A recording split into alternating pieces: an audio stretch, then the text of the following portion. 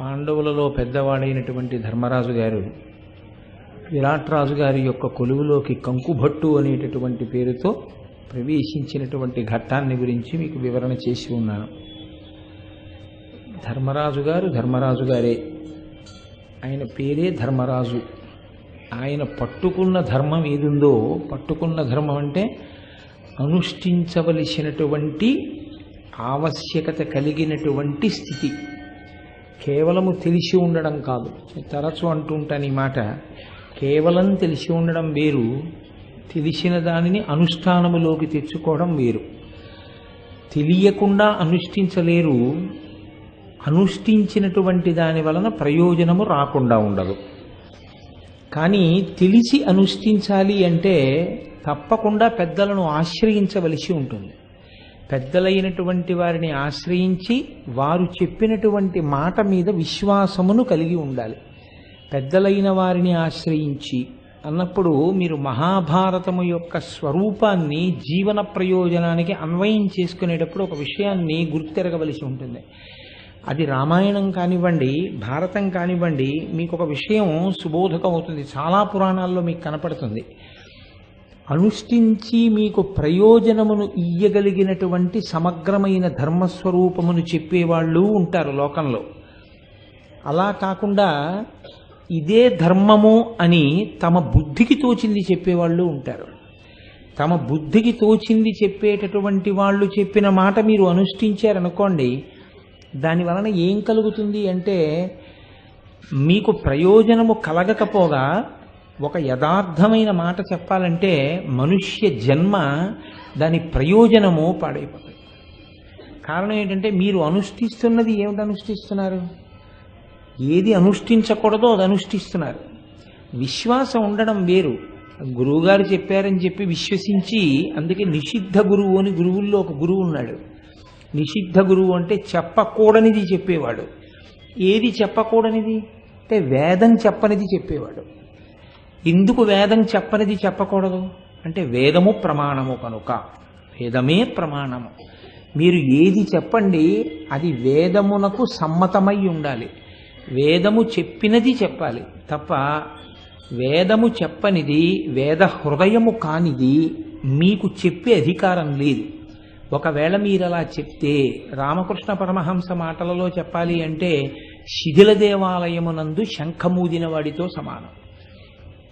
శిథిలమైపోయినటువంటి ఒక దేవాలయం ఉంది, అక్కడ అర్చన లేదు.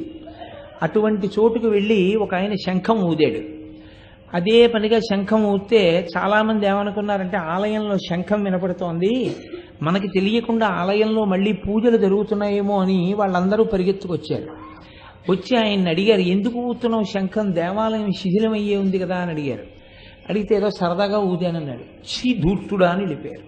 ఇప్పుడు శిథిల దేవాలయమునందు శంఖం ఊదిన భక్తులు పరిగెత్తుకొచ్చిన ప్రయోజనం ఏమైనా ఉందా? చీత్కారము లభిస్తుంది అంతే. అలాగే వేదము చెప్పనిది చెప్పడానికి ఎవ్వరికీ అధికారం లేదు. అయితే మరి చెబితేనండి తాను పాడవుతున్నట్టు, తన మాట విన్న వాళ్ళని పాడు చేసినట్టు. ఎందుచేతనంటే మనుష్య జన్మకి సార్థకత కల్పించగలిగినది ఏది అంటే వాక్కు మాత్రమే. జ్ఞానకలునిలోని శారదయోలే అంటారు పోతన గారు. చెప్పవలసిన విషయాన్ని చెప్పేటప్పుడు మొహమాట పడ్డా, చెప్పకూడని విషయాన్ని చెప్పిన, ఇది చెప్తే బాగుంటుందా అని చెప్పకుండా వదిలేసిన, అలాంటి ఉపన్యాసం కానీ అలాంటి బోధ కానీ అవతల వాళ్ళని ఉద్ధరించదు. ఇవాళ సమాజంలో ఈ రకమైనటువంటి పోకడ చాలా ఎక్కువగా కనపడుతోంది. దానికి పరిష్కారం ఏమిటి అంటే పంచమ వేదంగా చెప్పబడినటువంటి భారతాన్ని మీరు సహృదయంతో చదివి పక్షపాతరహితమైన బుద్ధితో. నేను ఈ మాట ఎందుకంటున్నానంటే ఇవాళ చాలా సాహసంతో కూడినటువంటి చర్యలు కూడా కొన్ని జరుగుతున్నాయి. మహాభారతంలో ఉండేటటువంటి పాత్రల గురించి చాలా చిన్న చూపుతో కూడిన రీతిలో మాట్లాడడం. నిజంగా ఆ పాత్రలు అటువంటివా అన్నది మీరు విచారణ చేస్తే మీకు చాలా ఆశ్చర్యకరమైనటువంటి విషయాలు తటస్థిస్తాయి. నేను అందుకే మీతో ఒక మాట చెప్తూ వస్తున్నాను. విరాట పర్వంలో విరాట్ రాజు గారి కొలువుని స్వీకరించడానికి పాండవులు 5 సైరంధ్రిగా ఉండడానికి ద్రౌపది ప్రయాణించడము అంటే అదేదో కేవలం ఒక పేరంటానికి బయలుదేరినట్టు ఒక భోజనానికి బయలుదేరినట్టు మీరు అనుకోకండి. వేదము చేత ప్రతిపాదింపబడిన విషయాన్ని వినడం మొదటి లక్షణం. అది ధర్మరాజు గారికి ఉంది. ఆయన వింటాడు. మీరు ధర్మరాజు గారి జీవితాన్ని భారతంలో పరిశీలనం చేస్తే ఎప్పుడూ వింటూ ఉంటాడు. ఎప్పుడూ వినడం అన్నది నరుడి లక్షణం. నరుడి లక్షణం ఏమిటంటే అన్నీ నాకు తెలుసు అన్న మాట ఎన్నడూ అనకుండా ఉండడం. నాకేమి తెలుసు అంటూ ఉండడం.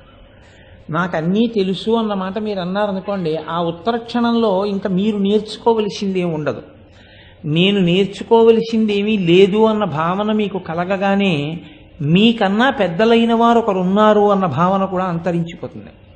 కాబట్టి ఇప్పుడు మీరు వేరొకరి దగ్గర తల వంచి నమస్కరించాలన్న భావన కూడా దాంతోపాటు అడుగంటిపోతుంది.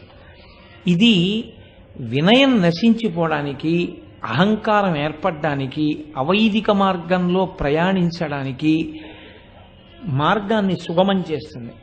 ధర్మరాజు గారు అలా కాదు. శరీరం పడిపోయే పర్యంతము వింటూనే ఉన్నాడు. ఎంతమంది మహర్షులు మాట్లాడతారో, ఎక్కడెక్కడ ఎవరు మాట్లాడనివ్వండి, వాళ్ళ సంతోషం ఏమిటంటే ధర్మరాజు గారితో మాట్లాడడం. మీరు మహాభారతాన్ని పరిశీలనం చేసినప్పుడు ఒక విషయాన్ని చూడండి.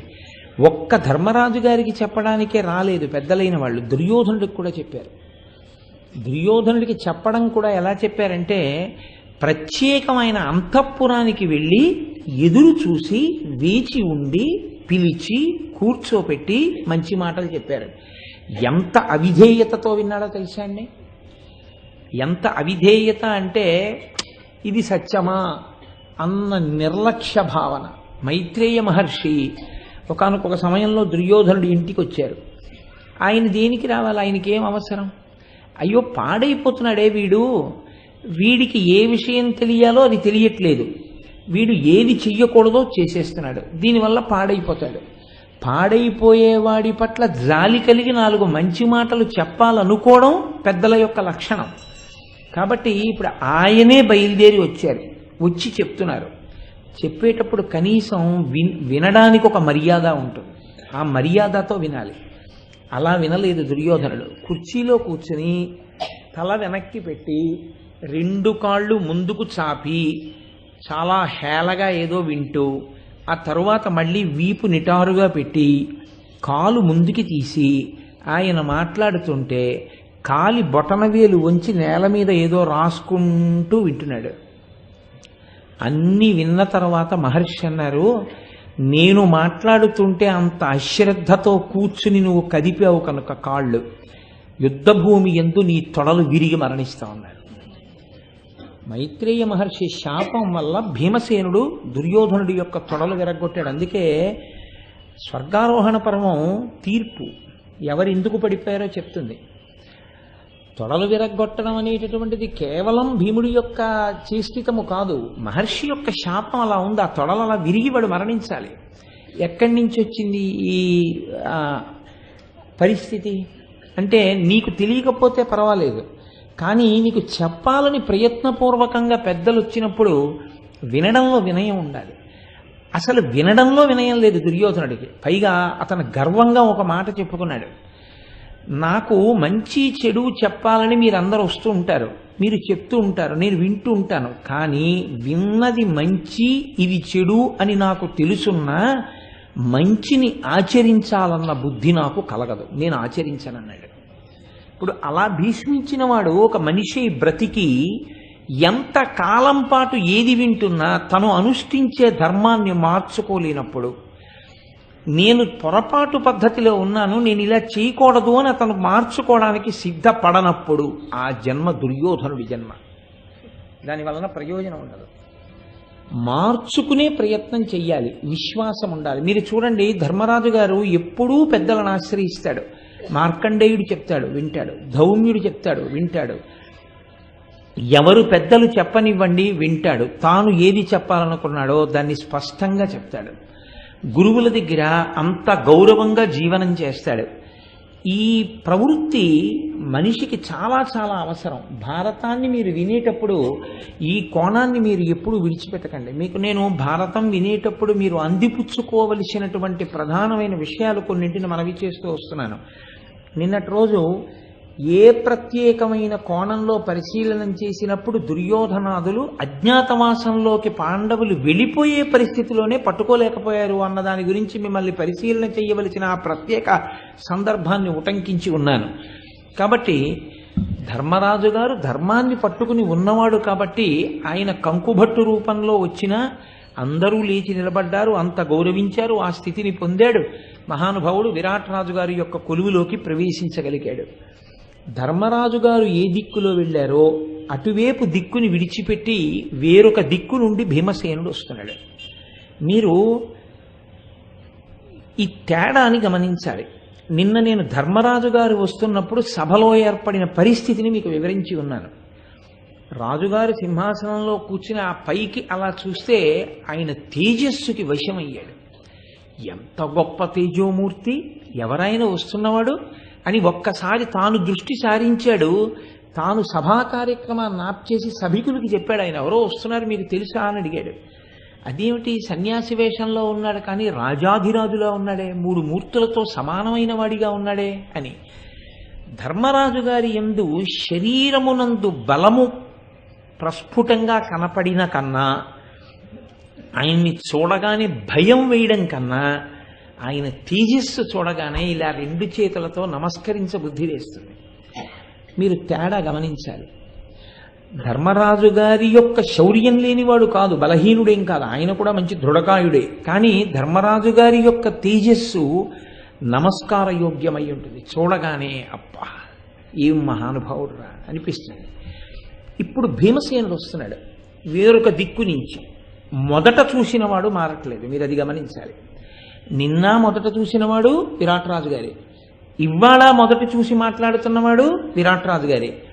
వేరొకరెవరో సభలోకి పరిగెత్తుకొచ్చి మహారాజా మహారాజా వాడెవరో వస్తున్నారు చూశారా మీరు ఎలా ఉన్నాడో అని, కానీ అలా అసలు చెప్పే అవకాశం ఉండదు సభలో.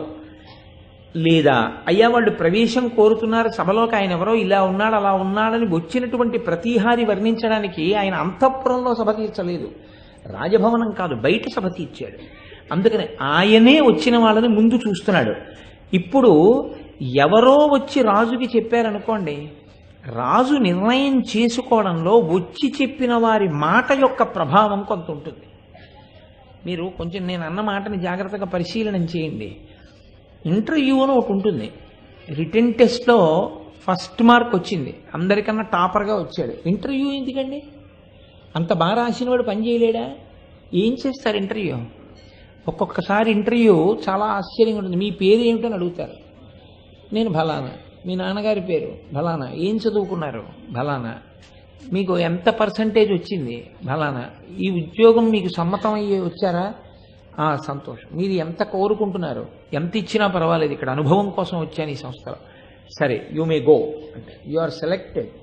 అందులో ప్రజ్ఞా పరీక్షకి ఏముందండి? అందులో ఆ ప్రశ్నలకి ఎందుకు మరి ఆ ప్రశ్నలు వేసి సెలెక్ట్ చేయడం?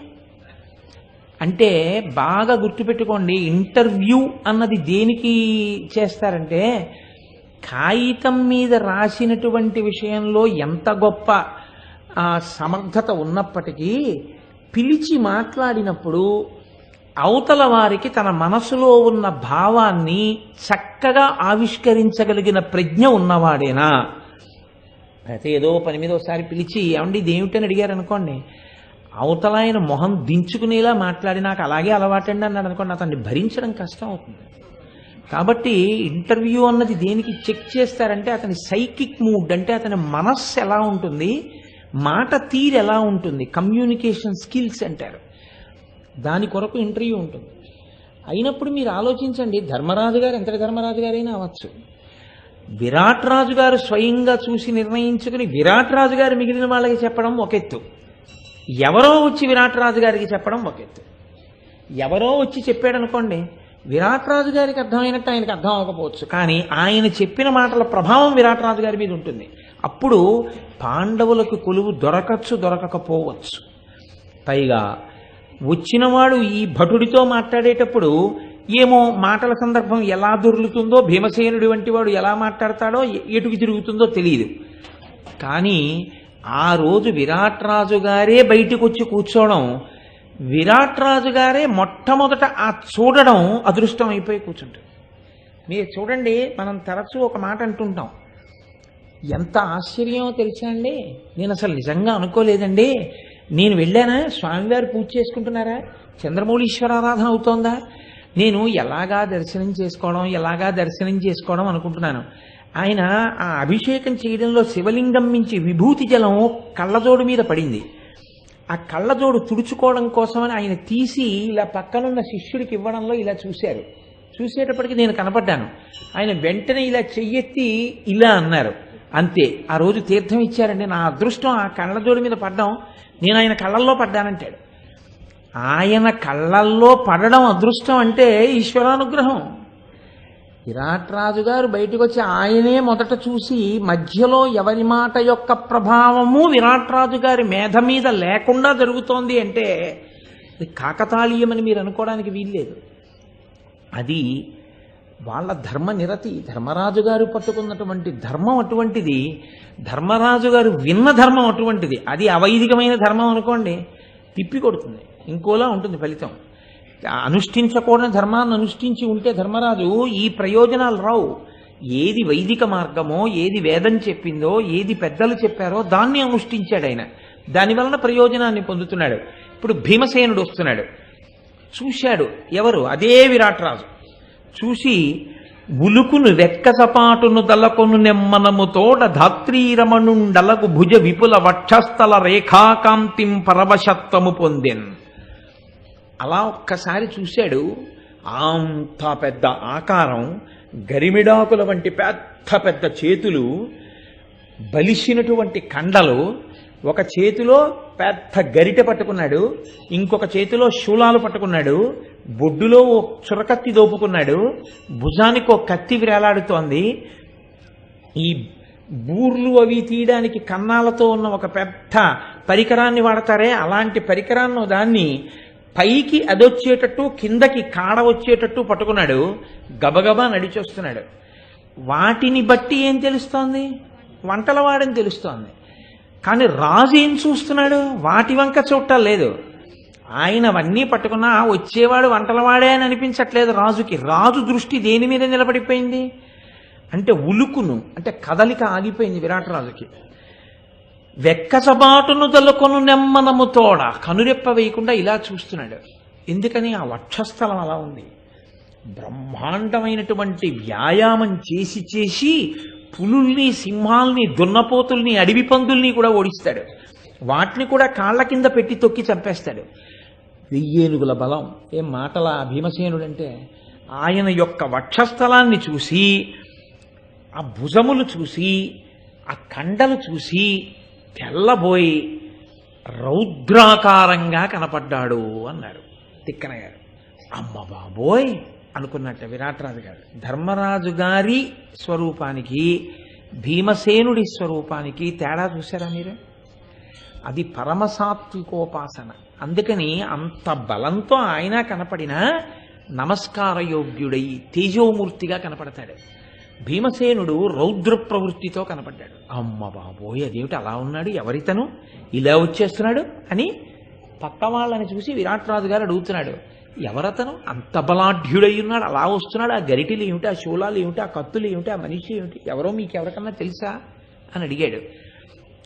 వాళ్ళందరూ ఒకసారి అలా తలెత్తి చూసి వాళ్ళు కూడా ఆశ్చర్యపోయి ఎవరు మీకు తెలుసా మీకు తెలుసా అని మాట్లాడుకునే స్థితిలో లేరు. ఎందుకంటే ఆ రూపం అలా ఆకర్షిస్తోంది.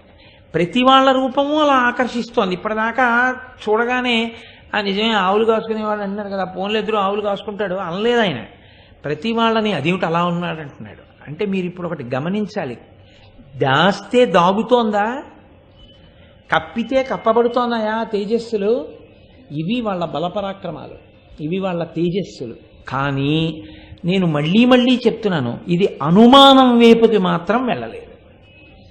అనుమానం వైపుకి వెళ్లకుండా హర్షపరవశత్వం వరకు ఆగిపోవడం ఈశ్వరానుగ్రహం వాళ్ళకి. ఎక్కడి నుంచి వచ్చింది ఈ ఈశ్వరానుగ్రహం అంటే కేవలం వాళ్ళు పట్టుకున్నటువంటి ధర్మం, వాళ్ళ యొక్క ఆచరణ. ఏమ్మా వెనకాల అంతమంది పాపం ఇబ్బంది పడుతున్నారు, ఇంత ఖాళీ ఉంది, మీరు ముందుకు జరగకూడదా తల్లి? వాళ్ళు కూర్చోడానికి ఇబ్బంది పడుతున్నారు కదా. కాబట్టి అటువంటి బలాఢ్యుడైనటువంటి భీమసేనుణ్ణి చూశాడు, ఆయన దగ్గరకు వచ్చాడు. మీరు ఒక విషయాన్ని గమనించాలి, పాండవుల దగ్గర ఉన్న చమత్కారం ఏమిటో తెలుసా అండి? మాట వలన తెలుస్తుంది. ఇప్పుడు ఎంత గొప్పగా దాచినా నోరు విప్పి మాట్లాడేటప్పుడు ఒక్క నాటికి వంటవాడు కాడు అన్నట్టుగా ఉందనుకోండి మాట. అంత గొప్ప భాషలో మాట్లాడుతున్నాడు అనుకోండి, తెలిసిపోతుంది వంటలవాడు కాదని. అంటే వాళ్ళు మానసికంగా ముందు ఆ పాత్ర ప్రవేశం చేశారు. ఇలా ప్రవేశం చేయడానికి ఎవరు కారణం? ధౌమ్యుడు. ఎలా ముందు సేవించేవాడు ఉండాలో నేర్పేశాడు. కాబట్టి ఆ స్థితిలోకి వాళ్ళు వెళ్ళిపోయారు, పరకాయ ప్రవేశం చేసేశారు. కాబట్టి ఇప్పుడు ఆయన దగ్గరకు వచ్చి అన్నాడు, పేరు వలలుండ కూడు జీరయునిడి సాకతంబు చేసిన చాలున్ కోరిన వంటకములు నా నీరిమితగ నెరసి కొలుతు నిశ్చల భక్తిన్. నాకు మహారాజా ఏమీ ఇవ్వక్కర్లేదు, నన్ను వలలుడు అంటారు. నేను ధర్మరాజు గారి దగ్గర వంటలు చేసేవాడిని. మహానుభావుడు కాలం కలిసి రాలేదు, అజ్ఞాతవాసానికి వెళ్ళిపోయాడు అరణ్యవాసం పూర్తి చేసి. నువ్వు నాకు వంటలు చేసేటటువంటి పదవిని ఇప్పించావా, నీకు కావలసినటువంటి వంటలన్నీ చేసి పెడతాను. నాకేమి ఇవ్వాలనుకుంటున్నావేమో, నాకు కూడు బట్ట, అన్నం పెట్టి బట్ట ఇస్తే చాలు, నాకు ఇంకింతకన్నా ఏం అక్కర్లేదు. ఆయన అన్నాడు, నిన్ను చూస్తుంటే నాకు అలా అనిపించట్లేదు. నేను వంటలవాడిని అంటున్నావు, వంటలు చేస్తానంటున్నావు, నాకు మాత్రం ఆ పదవి నీకు ఇవ్వాలని అనిపించడం లేదు. మీరు చూడండి, ఇది చాలా గమ్మత్తైన విషయం. మొదట ధర్మరాజు గారు వచ్చాడు, అసలు ఏ ప్రభువు అన్నాడు. కాళిదాసు గారు అన్నారు, ఎప్పుడో ఒకసారి భోజరాజు గారు అన్నారు కాళిదాసు గారితో, శ్లోకానికి ఒకటి తప్పున అటువైపుకి తిరిగి ఒక్కొక్క దిక్కు చొప్పున ధార పోసేశాడు. షడ్జామజ్జక రజ్జ వీజ్యవసుదాజ్జాలాంశమజ్జా కిరేట్ కిట్కేట్ కిట్కిధరే కణకణ షడ్జూల భ్రమ అంటూ ఆ ఏకసంతాగ్రాహి చెప్పలేనటువంటి శ్లోకాన్ని, నత్తి ఉన్నవాడు చెప్పలేనటువంటి జకారమకారాలతో శ్లోకాలు చెప్తుంటే ఒక్కొక్క శ్లోకానికి ఒక్కొక్క దిక్కు తిరిగి ధారపోశాడు. అలా ధర్మరాజు గారిని చూస్తూనే విరాట్రాజు గారు, నువ్వు వచ్చి సింహాసనం మీద కూర్చొని నేను సేవిస్తాను నా పిల్లలతో కలిసి అన్నాడు. ఇప్పుడు భీముణ్ణి చూసి అంటున్నాడు, అడిగినది చాలా చాలా తక్కువ పదవి, వంటలవాడి పదవి అడిగాడు ఆయన. ఈయనేమి ఇస్తానంటున్నాడు, అది ఇస్తానంట లేదు. నిన్ను చూస్తుంటే నాకు అలా అనిపించట్లేదయా, నువ్వు ఏనుగుల మీద ఎక్కి గొడుగుల కింద రావలసిన వాడిలా కనపడుతున్నావు నాకు. ఎవరలా వచ్చేది? పట్టం కట్టుకున్నవాడు వస్తాడు. మీరు అది గమనించాలి. ఎవరు పడితే వాళ్ళు ఏనుగు మీద కూర్చుని గొడుగు కింద రారు. ఏనుగు మీద కూర్చుని ఏనుగు మీద గొడుగు పెట్టి గొడుగు కింద రావాలంటే దానికి ఎవరు ప్రభుత్వాన్ని నడిపేటటువంటి పట్టాభిషేకం జరపబడిన వాళ్ళు ఉంటారో అటువంటి వాళ్లే వస్తారు. భీమసేనుడికి ఎప్పుడుంది అలాగా అంటే ధర్మరాజు గారి తర్వాత వాడు కాబట్టి యవరాజ్య పట్టాభిషేకం చేస్తారు భీముడికి. కాబట్టి యవరాజ్య పట్టాభిషేకం చేసినప్పుడు కూడా ఏనుగు మీద గొడుగు కింద కూర్చొని వస్తారు. శ్రీరామాయణంలో రాముడికి అభిషేకం చేద్దాం అనుకుంటున్నాను అని దశరథుడంటే, ఇచ్ఛామోహి మహాబాహుం రఘువీరం మహాబలం గజేన మహతాయాంతం రామం ఛత్రవృతాననం అన్నారు ప్రజలందరూ లేచి.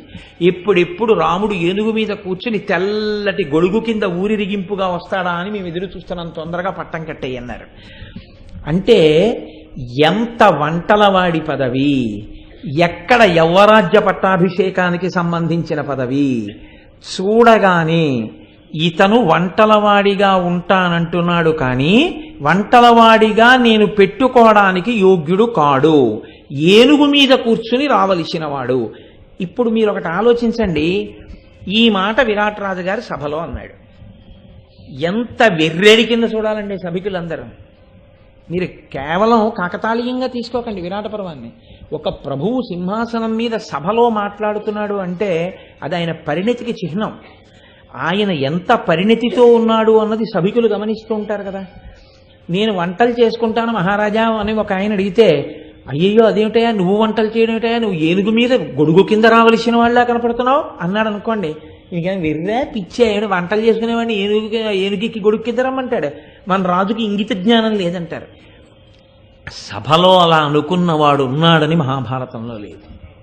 అంటే అది విరాట్ రాజు గారి అభిప్రాయమేనా, సభ అంతటి అభిప్రాయమా?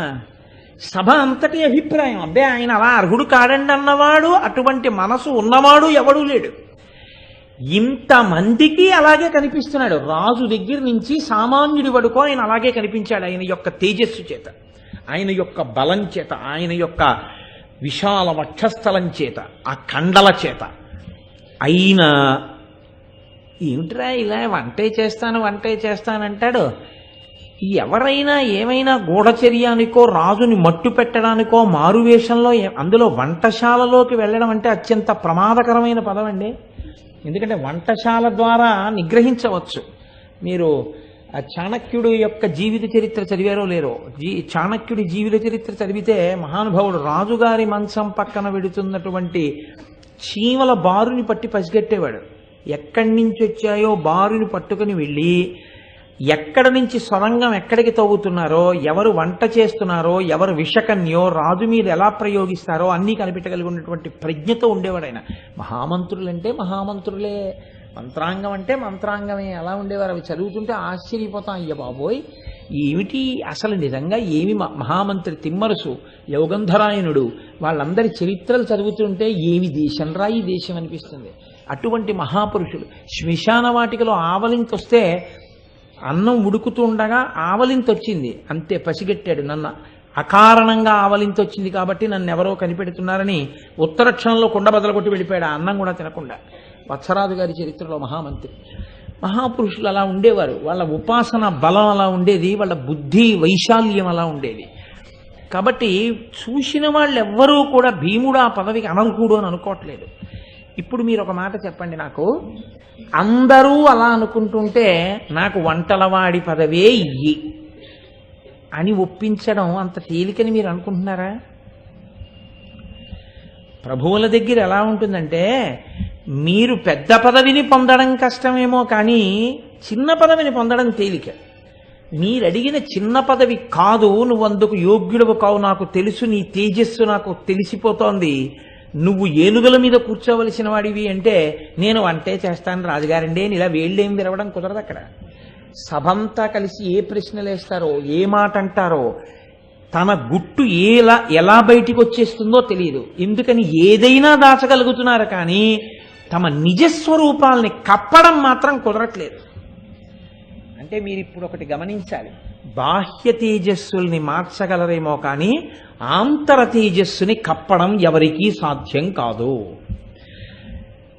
అంటే భీమసేనుడు అన్నాడు, వలసిన నేలు ఏను బలవంతుడ గారెను బోతు దంతి బెబ్బులి మృగనాథునిందొడరి పోరుదు శూరతయుల్లసిల్లగా దళము లావు విద్యమీ దర్పము వీర్చి పెనంగు జెట్టి మల్లుల విరుతున్ వడిన్ గడియలోనన చూట్కి వెట్కసేయుదున్. అంటే ఇప్పుడు ఎందుకు అనుమానం వచ్చింది, ఎందుకు తేడా వచ్చింది? అడిగేది వంటలవాడి పదవి, కనపడుతున్నది భీకరాకారం. ఇది కదా చమత్కారం అంటే, తెలివితేటలంటే. చూడండి, భీమసేనుడి గురించి బెంగెట్టుకున్నాడు ఎవరు? ధర్మరాజు గారు. ఆయనే వెళ్ళి ప్రభువు పక్కన కూర్చుని ఉన్నాడు అక్కడ కదా. ప్రభువు పక్కన కూర్చుని ఉండగా వెడుతూనే భీముడు అసలు జై జై శబ్దం చేస్తూ వెళ్ళాడు. రాజుగారి దగ్గరికి ఉత్తినే వెళ్ళకూడదు, జై శబ్దం చేస్తూ వెళ్ళాలి. జయ జయ మహారాజా అంటూ వెళ్ళాడు. ఇప్పుడు జయ జయ మహారాజా అండంలో ఒక రహస్యం ఏమిటంటే, వీళ్ళు పెట్టుకున్న సంకేతనామాల్లో ఆ ధర్మరాజు గారికి జయనామం ఉంది కాబట్టి ఇప్పుడు అక్కడికి వెళ్ళి ఈ మాట చెప్పాడు. ధర్మరాజు గారి భయం అంతా ఏమిటి, నిన్న మీరు చూశారు శమీ వృక్షం మీద పెట్టేటప్పుడు భీముడికి అస్సలు కనపడడానికి వీల్లేదని చెప్పాడు. ఇప్పుడు ఈ ప్రశ్న వేశాడు, ఇంతమంది ఈయన ఆకృతిని అనుమానంగా చూస్తున్నారు, నాకు వంటవాడి పదవి ఇస్తే అయ్యి లేకపోతే పోని వెళ్ళిపోయాడు అనుకోండి. ఇప్పుడు ఆయన ఎక్కడికి వెళ్ళిపోయాడో బెంగ కదండి. మరి ఎక్కడికి వెళ్ళాడో మళ్ళీ అదో బెంగ కదా, 5 అక్కడ చేరితేనే ధైర్యం.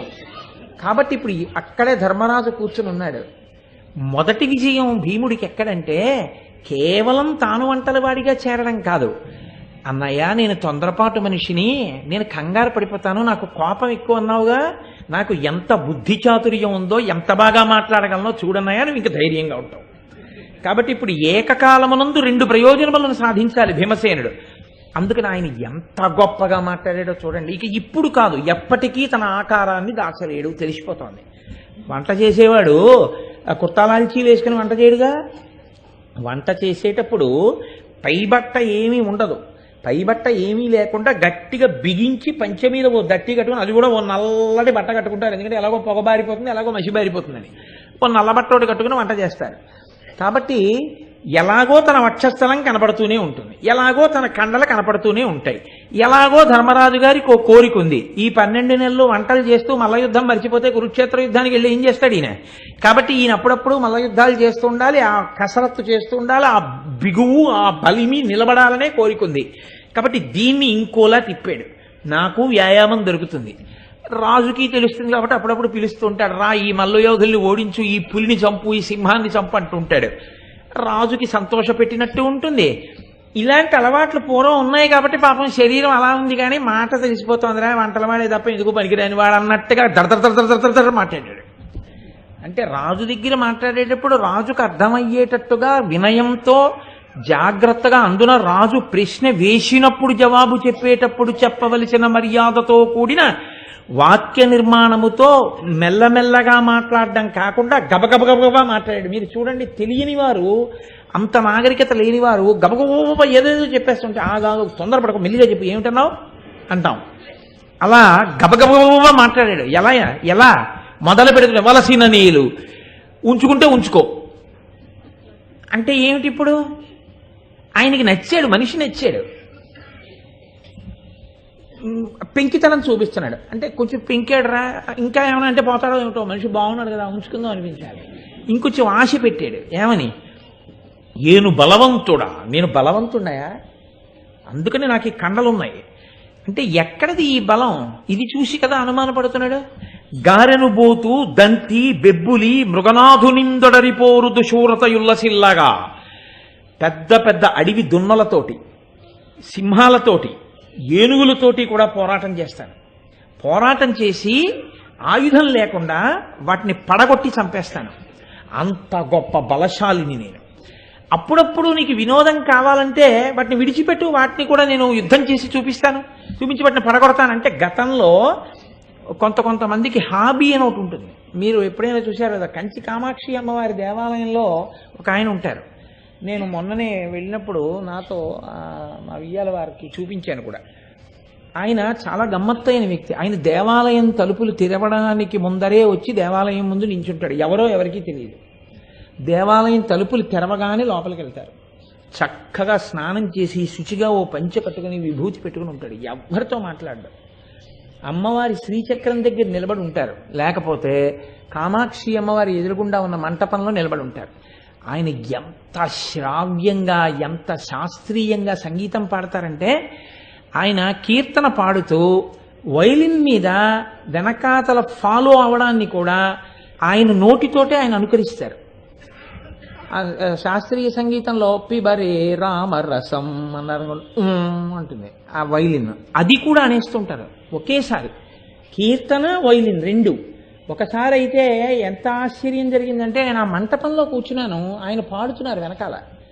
నాకు చాలాసేపు అర్థం కాల, ఎవరు ఇక్కడ కచేరీ చేస్తున్నారు, ఎవరు కనపడరు, ఎవరి దగ్గర నుంచి వస్తుందని. ఇంకా గమ్మత్తు ఏంటంటే, ఆయన పెదవుల కదలిక ఉండదు ఎక్కువ. పెదవుల కదలిక లేకుండా మీరు ఆ మనిషే అని గుర్తుపట్టడానికి చాలా టైం పడుతుంది మీకు, ఈయన ఇలా పాడుతున్నదని. అలా పాడేస్తుంటారు ఆయన. గుడి మూసేసే వరకు పాడి ప్రసాదం తిని వెళ్ళిపోతారు. నేను ఆయన గురించి విచారణ చేశా, ఎవరు ఈయన అని. అంటే వాళ్ళు చెప్పారు, ఏమోనంటే అలా వస్తుంటారు, పాడి వెళ్ళిపోతుంటారు అమ్మవారి ముందని. ఒక్కొక్కరికి ఒక్కొక్క ప్రజ్ఞ. ఇప్పుడు ఏమనాలి?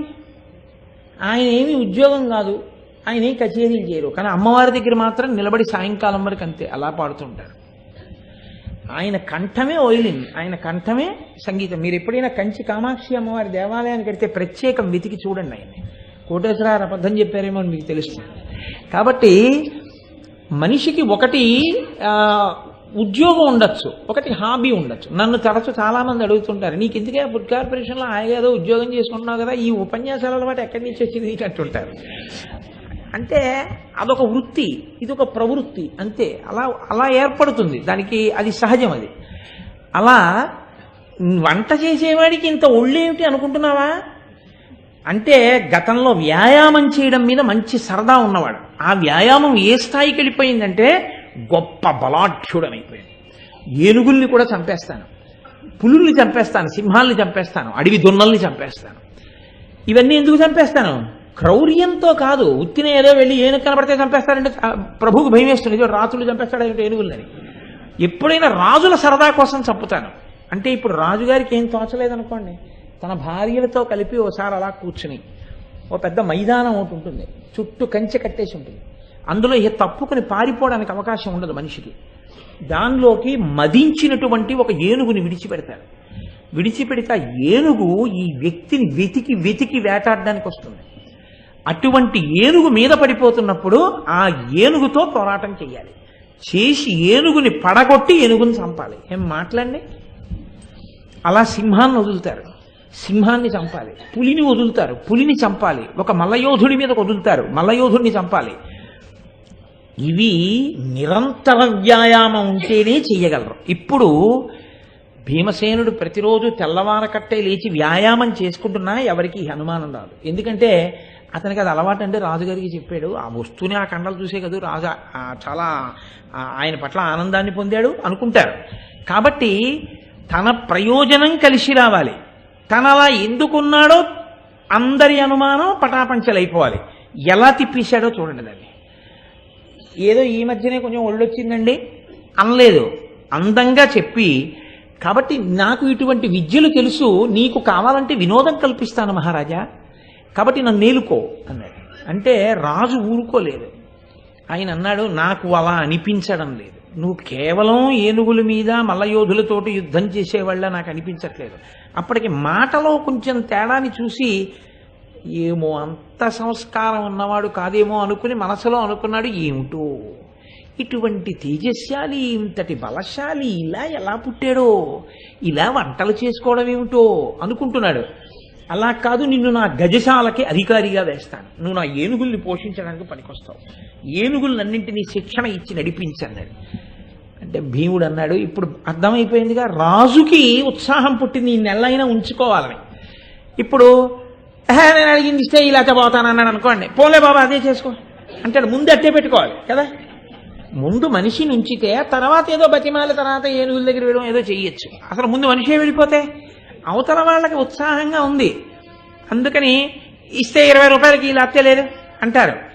నిజంగా అలా కుదరదులేండమ్మా అని చెప్పేసి ఆవిడ చుట్టకుదురు చుట్టేసుకుంటుంది, పోన్లే ఇంకో 5 రూపాయలు ఇచ్చుకో ఎండపాటును వచ్చావు అంటారంటే వదలడం ఇష్టం లేదని గుర్తు. అలా ఆయనంత తెలివిగా మాట్లాడండి అంటే భీముడు. విరాట పర్వంలో భీముడు యొక్క బుద్ధి నైపుణ్యం కూడా బయటకు వస్తుంది.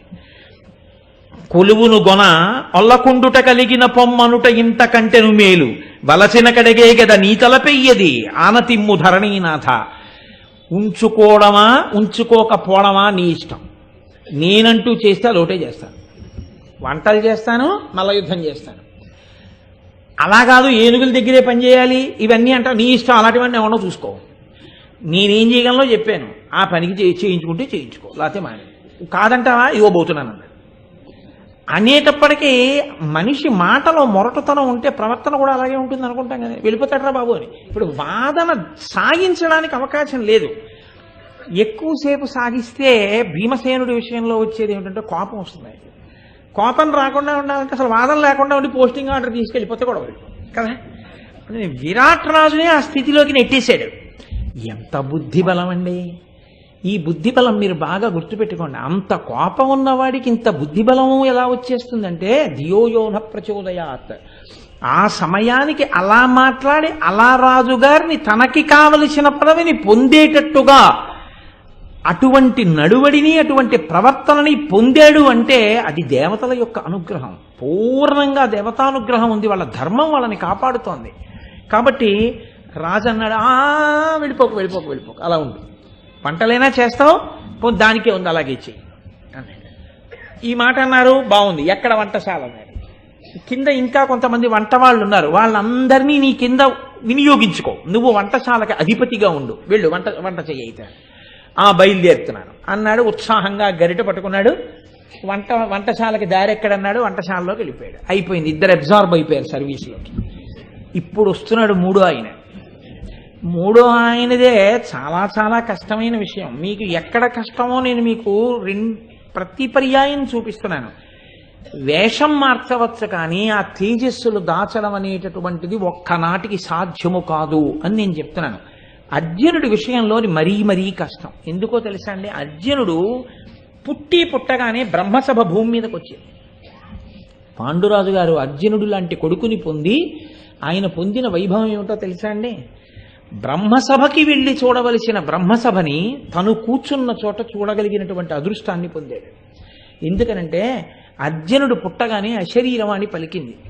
ఈయన మహాతేజోవంతుడు, గురువులను సేవించే లక్షణమున్నవాడు, నరనారాయణులలో నరుని యొక్క అంశలో వచ్చినటువంటి వాడు, కృష్ణ భగవానుడికి సన్నిహితమయ్యేటటువంటి వాడు, అపారమైనటువంటి అస్త్రశస్త్ర విశారదుడు కాగలిగినటువంటి వాడు, కొన్ని లక్షల మంది తలకాయలు నేల రాల్చగలిగినటువంటి వాడు, సర్వకాలములయందు ధర్మపక్షాన నిలబడగలిగినటువంటి వాడు, గోబ్రాహ్మణులను రక్షించుటయందు పూనిక కలిగిన వాడు, అర్ధులై తనని ఎవరు దరిచేరతారో అటువంటి స్నేహితుల యొక్క కోరిక తీర్చగలిగినటువంటి వాడు, నివాత కవచుల్ని మట్టు పెట్టగలిగినటువంటి వాడు, ఈ భూమండలమునందు ధర్మ సంరక్షణ చెయ్యగలిగిన వాడు, మహాపురుషుడు ఉదయించాడన్న మాట అశరీరవాణి పలికితే బ్రహ్మగారి సభలో ఉన్న వాళ్ళందరూ ఆయన ఎవరో చూద్దామని సభలోంచి కిందకు వచ్చేసారు. ఆ పిల్లవాడిని చూద్దామని. పాండురాజు అన్నాడు, వెళ్ళి చూడవలసిన బ్రహ్మసభ ఈ పుత్రోదయం చేత నేను కూర్చున్న చోట చూడగలుగుతున్నానన్నాడు. ఇది అర్జునుడు పుడుతూనే పాండురాజుకి ఇచ్చిన వరం. అంతటి మహానుభావుడు. కానీ మీరు ఒక్కటి మహాభారతాన్ని జాగ్రత్తగా పరిశీలనం చేసినప్పుడు గుర్తుపట్టవలసిన విషయం ఒకటి ఉంది. ఎప్పుడూ అర్జునుడి పేరు చెప్తే భయపడేవాళ్లే లోకంలో. అర్జునుడి పేరు చెప్తే భయపడని వాళ్ళు ముగ్గురున్నారు. ఒకటి భీష్ముడు. అసలు ఆ భీష్ముణ్ణి ఎలా నిలబెట్టాలి, ఆయన్ని చంపడం మాట దేవుడు, భీష్ముడిని చంపడం అన్న మాట లేనే లేదు. అసలు భీష్ముడిని చంపడం అంటే భీష్ముడు తనంత తాను చచ్చిపోవడం అంతే. ఆఖరణ ఇంత అర్జునుడైనా ధర్మరాజైనా కృష్ణుడైనా వెళ్ళి అడిగారు, తాతాను ఎలా చచ్చిపోతామని అడిగారు అంతే తప్ప ఆయన్ని చంపడం అన్నది లేదు. కాబట్టి అరణ్య పర్వంలో అంటాడు, భీష్ముణ్ణి నిలబెడితే చాలు. భీష్ముణ్ణి నిలబెట్టాలంటే తపస్సులు చేయమన్నారు. ఇంద్రాది దేవతల గురించి, దిక్పాలకుల గురించి, పరమశివుడి గురించి తపస్సు చేసి అన్ని అస్త్రాలు పట్టుకుని వచ్చినా సరే భీముడు యొక్క వీర విహారం ముందు నిలబడలేకపోయాడు. ఎన్ని తరాల ముందు వాడండి అర్జునుడి దగ్గర నుంచి? తాతగారు.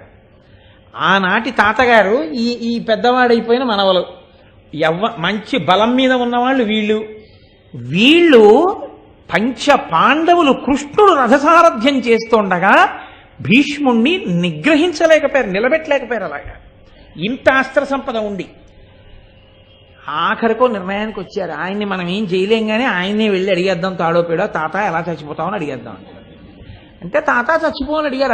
అదే ఏడిచాడు శాంతి పర్వంలో. తాత ఎలా చచ్చిపోతామని అడిగా, ఒళ్ళో కూర్చోపెట్టుకుని నన్ను ముద్దు పెట్టుకుని నా యోగక్షేమాలు అరసిన వాణ్ణి చంపాను, నాకెందుకు ఈ సింహాసనం అని ఇచ్చాడు ధర్మరాజు. అంతటి మహానుభావుడు. కాబట్టి భీష్ముడు అర్జునుడి కన్నా అధికుడు. ద్రోణుడు సాక్షాత్తు గురువు. అసలు అర్జునుడంత వాడయ్యాడంటే ఆయన వల్లే. ద్రోణుడి విషయంలో ఇంకొకటి ఉంది. ద్రోణుడు ధర్మతత్పరత కలిగిన వాడు. లేకపోతే ద్రోణుడిది పక్షపాతం అయితే అర్జునుడికి అది నేర్పకూడదు, అశ్వత్థామకి నేర్పాలి. అశ్వత్థామ కన్నా అర్జునుడికే నేర్పాడు. బ్రహ్మాస్త్ర ప్రయోగం నేర్పాడు తప్ప ఇంకా విసిగించి వెంట పడితే కొడుకని ప్రయోగం నేర్పి ఉపసంహారం నేర్పలేదు. ఉపసంహారం తెలియదు కనుక ఎప్పుడూ ప్రయోగించడని. అయినా ప్రయోగించాడు, అది వేరు విషయం అనుకోండి, అది ఆయన ఉద్ధతిని తెలియచేస్తుంది. కాబట్టి ద్రోణుడి ముందు నిలబడలేడు. ద్రోణుడు కూడా మహానుభావుడు. అందుకే కదా ఆయన్ని కూడా వేరొక రకంగా చంపవలసి వచ్చింది. మూడవ వాడు కర్ణుడు. నేను ఈ మాట అంటే మీరు ఉలిక్కి పడతారు నాకు తెలుసు. అదేమిటండి కర్ణుడి పేరెత్తారేమిటి మీరు? కర్ణుడు అర్జునుడికి సరిపోయిన ప్రతిద్వంద్వియా? నేను మిమ్మల్ని ప్రశ్న అడుగుతాను, చెప్పండి. మీరు భారతం మీరు చదువుకున్న విషయాన్ని దృష్టిలో పెట్టుకుని నాకు జవాబు చెప్పద్దు. నేను అడిగిన ప్రశ్నలకి జవాబులు చెప్పండి. కర్ణుడు ఎవరి అంశలో వచ్చినవాడు? సూర్యుడి అంశలో వచ్చాడు. అర్జునుడు ఎవరి అంశలో వచ్చినవాడు? ఇంద్రుడి అంశలో వచ్చినవాడు. నిజంగా మాట్లాడితే ఇంద్రుడి అంశ గొప్పదా, సూర్యుడి అంశ గొప్పదా? కాబట్టి కర్ణుడు గొప్పవాడేనా? అర్జునుడు కట్టుకున్నాడు కవచకుండలాలు, కర్ణుడు సహజ కవచకుండలాలతో పుట్టాడు. గురువుల దగ్గర ప్రేమించి ప్రేమించి కూర్చోపెట్టుకుని నేర్పారన్ని అర్జునుడికి. కర్ణుడు అలా నేర్చుకోలేదు. అన్ని పరిస్థితులు తనకి ప్రతికూలమై ఉండగా కష్టపడి విద్యాభ్యాసం చేశాడు. కాబట్టి కర్ణుడు నిస్సందేహంగా అర్జునుడికి ఎదురు నిలబడగలిగిన మొనగాడే. అంతవరకు కాదని మీరు అనలేరు, లేకపోతే ఆయన పేరు మీద పర్వం అని రాదు. కర్ణ పర్వం అని పర్వమే వచ్చింది. ధర్మజ, భీమ, నకుల, సహదేవులు నలుగురిని యుద్ధంలో ఓడించాడు. కానీ బాగా మీరు గుర్తుపట్టవలసింది ఏమిటో తెలుసా అండి? విరాట పర్వంలో వచ్చిన పరీక్ష చాలా గొప్ప పరీక్ష. ఇప్పుడు ఈ అర్జునుడి తేజస్సు దాగి ఉండాలి. వెడుతున్నాడు, గుర్తుపట్టకూడదు. అర్జునుడే కదండి చాలా ప్రధానం. అందుకని ఇప్పుడు అర్జునుడు వెడుతూ ఉంటే ఏది రక్షిస్తూ ఉండాలి అంటే, ఇంత బలం ఉన్నటువంటి కర్ణుడు ఒక్కొక్కటి పోగొట్టుకున్నాడు. ఆయనతో సమానమని చెప్పడానికి వీలులేని అర్జునుడు ఒక్కొక్కటి పొందాడు. పొంది బలవంతుడయ్యాడు. ఈయన ఉన్నవి పోయి బలహీనుడయ్యాడు. దేనివల్ల పోయింది, దేనివల్ల వచ్చింది? ఇప్పుడు చెప్పండి.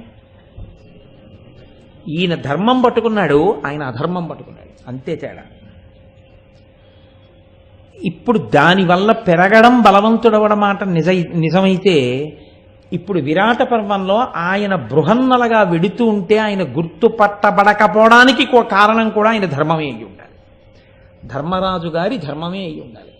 అన్నిటికన్నా ప్రధానం మళ్ళీ ధర్మరాజు గారి సామ్రాట్ కావడం, మళ్ళీ ఆయన చక్రవర్తి కావడం. ఆయన చక్రవర్తి కావాలంటే వీళ్ళెవరూ కూడా తెలియకూడదు. పాండవులు 5 తెలియకూడదు, ద్రౌపది తెలియకూడదు. కాబట్టి ఇప్పుడు అలా తెలియకుండా ఉండిపోగలిగాడు అంటే ఆయన యొక్క అనుష్ఠానము, ఆయన యొక్క బలము, ఆయన యొక్క పౌరుషము, ఆయన యొక్క ధర్మ నిరతి ప్రధానములు. ఆ ధర్మ నిరతయే ఆయనకి దైవానుగ్రహాన్ని తీసుకొచ్చి పెట్టింది. అదే పతాక స్థాయిలోకి వెళ్ళేటప్పటికీ మీకు దేని కింద కనపడుతుందో తెలుసా అండి? మహాభారతంలో మీరు చూడవలసింది ఇదే. చిట్ట చివరిలో కూడా ఉన్న బలాన్ని నశింపచేయడానికి కర్ణుడి సారథ్యంలో శల్యుడు కూర్చున్నాడు. ఆఖరి నిమిషంలో కూడా రక్షించి ఇంకా ఏమైనా ప్రమాదాలుంటే వాటి నుంచి కూడా గట్టెక్కించడానికి అర్జునుడి రథం మీద కృష్ణుడు కూర్చున్నాడు. ఇప్పుడు అర్జునుడు పూర్ణంగా ఈశ్వరానుగ్రహాన్ని పొందడం వల్లనే గట్టెక్కుతూ ఉంటాడు. కర్ణుడు దైవానుగ్రహం లేకపోవడం వల్లే పాడైపోతూ ఉంటాడు. ఎందుకు దైవానుగ్రహం లేదండి అని మీరు నన్ను మాట్లాడవచ్చు. అతను ఎంచుకున్న పద్ధతులు అటువంటివి. అతను సరి అయిన మార్గంలో వెళ్ళలేకపోయాడు. పరశురాముడంతటి మహానుభావుడి దగ్గరికి వెళ్ళి బ్రహ్మాస్త్రం నేర్చుకుందాం అనుకున్నాడు. అబద్ధం చెప్పి మొదలెట్టాడు. ఆయన ఉద్దేశం ఏంటంటే, పరశురాముడికి తెలుస్తుంది ఏమంటే బ్రహ్మాస్త్రం పుచ్చుకుని వెళ్ళిపోతే గురువుగారికి తెలిసింది. ఆయన నాకు ఇచ్చేసిన తర్వాత ఏం చేస్తాడు ఉపదేశం చేశాక అనుకున్నాడు. ఉపదేశం చేసిన పరశురాముడే నీకు అక్కరకు రాదు, మరిచిపోతా ఉన్నాడు. నేను పరశురాముడి దగ్గర నేర్చుకున్నానని దుర్యోధనుడికి చెప్పాడు. తెలుసు అనుకుని దుర్యోధనుడు యుద్ధానికి వచ్చాడు. కర్ణుడిలో దోషాలు లేవని మీరు అనుకోకండి. ఈశ్వరుడిచ్చినా నిలబెట్టుకోలేని తనం ధర్మాన్ని వదలడంలో ఉంది. అంగీకరిస్తారా ఇప్పుడు మీరు? ఈశ్వరుడు ఇవ్వకపోయినా ధర్మాన్ని పట్టుకుని అటువంటి వాడిని కూడా కొట్టగలిగిన స్థితికి ఎదగడం ధర్మాన్ని పట్టుకోవడంలో ఉంది. ఇది ఇలా పుట్టిన వాళ్ళు ఇలా అయ్యారు. ఈయన చేతిలో ఈయన పడిపోయాడు మహాభారతంలో. పైగా వెళ్ళి ఎవరి పక్కకి వెళ్ళాడు? దుర్యోధనుడి పక్కకి వెళ్ళాడు. తెలిసి, ప్రయత్నపూర్వకంగా తెలిసి వెళ్ళాడు. వెళ్ళి అధర్మం ఎటువైపు ఉంటుందో అటు కాలిపోతానని తెలిసి ఆ పక్షాన చేరాడు. చేరి పాడైపోయాడు. అందుకే మహాభారతము నరుడు తెలుసుకొనవలసినది అని ఎందుకంటారో తెలుసా అండి? ఒకసారి ఇది అనుష్ఠించకూడనిది అని నీకు తెలిస్తే నిర్మోహమాటంగా, అందులో మాత్రం ఇహ సందేహం కాని ఎట్టి పరిస్థితుల్లో మొహమాట పడకూడదు, నిస్సందేహంగా విడిచిపెట్టేయాలి. ఈ పద్ధతి మంచిది కాదు, మనం వెడుతున్న మార్గం, మనం వింటున్న మార్గం వైదికం కాదు, ఇది మనని గట్టెక్కించేది కాదు అని అనిపిస్తే అప్పటి వరకు పొరపాటు మార్గంలో ఉన్న వదిలిపెట్టి వైదిక మార్గంలోకి వెళ్ళిపోవాలి. పట్టు కూర్చున్నారో మొహమాటాలకు పోయి కర్ణుడైపోతారు. కాబట్టి ఇప్పుడు కూడా ఏ ధర్మం రక్షించాలి? అర్జునుణ్ణి. ఆ ధర్మమే రక్షించాలి. విరాట పర్వం చదివేటప్పుడు విరాట పర్వం తనంత తానుగా ఒక ప్రారంభం. కానీ విరాట పర్వం చదివేటప్పుడు అర్జునుడు వెళ్ళాడండి, నేను బృహన్నను అన్నాడండి, సరే విరాటరాజు గారు అయితే నాట్యం నేర్పమన్నాడండి అంటే అది అసమగ్రం. అలా ఎందుకని నమ్ముతున్నాడన్న దాన్ని మీరు పరిశీలనం చేసుకుంటూ వెడుతుండాలి. వెనక్కి వెళ్తున్నప్పుడు ఏది రక్షిస్తోందో మీకు అర్థమవుతుంటుంది. ఏది రక్షిస్తోందో మీకు బాగా అర్థమవుతుంటే మీరు కూడా ఏది రక్షిస్తోందని నమ్మారో దాని వైపుకి మొగ్గుతారు. ఆ మొగ్గడమే మిమ్మల్ని రక్షిస్తుంది కదండి. లేనినాడేం ఉపయోగం ఉంటుంది దానివల్ల? కాబట్టి ఇప్పుడు అర్జునుడు విరాట్ రాజు గారి సభలోకి ప్రవేశిస్తున్నాడు. చాలా ఆశ్చర్యంగా చూస్తున్నాడు. ఇప్పుడు ఒక్కొక్క ఆశ్చర్యానికి ఒక్కొక్క కారణం. ధర్మరాజు గారిని చూసినప్పుడు ఆశ్చర్యానికి కారణం ఆయన యొక్క సాత్విక తేజస్సు. భీమసేనుణ్ణి చూసినప్పుడు కారణం ఉగ్ర తేజస్సు. అర్జునుణ్ణి చూసినప్పుడు కారణం చెప్తున్నట్టుగా ఉంటుంది వర్ణన. ఇది నేనన్నది. తిక్కన గారి అమృతధార, నన్నయ్య గారి అమృతధార, ఎర్రాప్రగడ అమృతధార ఎక్కడుందంటే విరాట్ రాజు ఏ కోణంలో చూస్తున్నాడు అన్నది కన్నులు చెప్పవు, మనసు చెప్తుంది. మీకు కన్నులు అన్నీ చెప్పలేవండి. కన్నులు అన్నీ చెప్పగలిగితే అన్నీ మీరు గీసేయచ్చు, అన్నీ మీరు చూపించవచ్చు, మీరు గీయలేరు. రామకృష్ణ పరమహంస దీని గురించి ఒక మాట చెప్తుంటారు. ఒక పక్షి తన గూట్లో గుడ్లు పెడుతుంది. గుడ్లు పెట్టి 2 రెక్కలు విప్పి తన పొట్ట యొక్క ఉపరితలం వెచ్చగా ఉంటుంది. వెచ్చగా ఉన్నటువంటి ఉపరితలం ఒక్కటే గుడ్డు మీద ఉండేటట్టుగా తగల్చి కూర్చుంటుంది. గట్టిగా కూర్చుంటే గుడ్డు లోపల పిండం ఉందని, ఆ పిండం తన పిల్లవుతుందని, ఆ గుడ్డు పగిలిపోతుందని, కాబట్టి తన బరువు అనేటట్టుగా కూర్చోకూడదని, కాళ్ళు వెంబగా పెట్టి వెచ్చతనం ఒక్కటే తగిలేటట్టుగా కూర్చోవాలని ఎవరు నేర్పారో మీరు పసిగట్టగలరా? తెలియదు. అది ఈశ్వరుడు. కూర్చుంది. గుడ్లు పొదుగుతున్న పక్షి బొమ్మ నువ్వు గీయగలవేమో కానీ గుడ్డు పక్షి పొదుగుతున్నప్పుడు తన పొట్ట వేడి తన గుడ్డుకి తగిలినప్పుడు గుడ్డు పెంకు వేడికి ఆ పెంకు వేడి లోపల ఉన్న పిండానికి తగిలి పిండం కూడా తనలాంటి పక్షి పిల్లగా మారుతున్న విషయాన్ని ఈ కన్నులతో కాకుండా లోకంటితో తెలుసుకుని ఆనందాన్ని పొంది అరమోట్పు కన్నులు పెట్టి ఉన్నటువంటి పక్షి మనసులోని భావనని నువ్వు గీయగలవా? నువ్వు గీయలేవు. బొమ్మ గీయగలవేమో కానీ మనసులోని భావనని నువ్వు గీయడం నీకు సాధ్యం కాదు. చిత్రకారుడికి ఒక పరిధి ఉంది. ఒక కవికి కూడా ఒకనాడు వ్యాసుడు రచించిన దాన్ని ఆంధ్రీకరించేటటువంటి వాడికి ఈనాడు ఆ భావన అలా చూడగలిగిన నైపుణ్యం ఉండాలని లేదు. కానీ హరిహరనాథుని పూర్ణానుగ్రహాన్ని పొందిన వారు తిక్కన గారు. అందుకే విరాట్ రాజు కళ్ళు ఏ భావనతో చూస్తున్నాయో చూడగలిగిన శక్తి తిక్కన గారికి వచ్చింది. వచ్చి ఊరుకోవడం కాదు, ఆ భావన ఎన్ని తరాలకి ఎంత మందికి అందేటట్టుగా గంటం కదిలి పద్యరచన చేయగలిగిన శక్తిగా వచ్చింది. ఆ శక్తి పద్యంలోకి వచ్చి కూర్చుంది. ఆ పద్యాన్ని చదివినప్పుడు, ఆ పద్యం శబ్ద రూపంలో ప్రవహించినప్పుడు, మీ చెవులలోకి వెళ్ళినప్పుడు ఆ అమృత ధార ఇప్పటికీ మీలోకి ప్రవేశిస్తోంది. ఇది తిక్కన గారు మనకు అందించినటువంటి గొప్ప కానుక. అందుకని ఆయనకి నమస్కరించి తీరాలి అన్నాను నేను. కాబట్టి చూడండి, ఇప్పుడు విరాట్ రాజు గారు ఏ ఆ కోణంలో ఆశ్చర్యపోతున్నాడన్న దాన్ని చూడండి. కాళ్ళ యొప్పిద మూడు కట్టనుజ్వలముచే అంగ సంకుల బాహులందమెడల కంచుక మంగంబు కాంతి మాటుగా మెడ హేమపట్టిక మెరయకుండా వదనంబు కొమరు భావన చేసి వేరుగా నుదుటి పింపలక బొదువబడగా పడవంపు జొత్తుల చెవులు రూపడగంగా బాపట తలకట్టు భంగి తప్ప మంచుమరుగుపడిన మార్తాండుడును బోలి నీరుగ విసియున్న నిప్పు ఓలే వేషధారి అయిన విష్ణుండు ఓలే అవ్విరటు కొలువు చేర నరుడు వచ్చే. ఇందుకు ఆశ్చర్యపోతున్నారు. అర్జునుడి విషయంలోకి వచ్చేటప్పటికి ఎన్ని ఉపమానాలు చూపించారో చూడండి తిక్కన గారు. ఇన్నిటిట మంచు మరుగుపడిన మార్తాండుడిని పోలే. మంచు బాగా కప్పేసింది అనుకోండి, మనకి టీవీలో చూపిస్తుంటాడు. కాశ్మీర్లో మిట్ట మధ్యాహ్నం వేళ కూడా సూర్యుడిని కప్పేసింది అనుకోండి మంచు. మంచు శాశ్వతమా? సూర్యుడు అలా కనపడకుండా ఉండడం శాశ్వతమా? మంచు తొలగిపోతుంది, సూర్యుడు ప్రకాశిస్తాడు.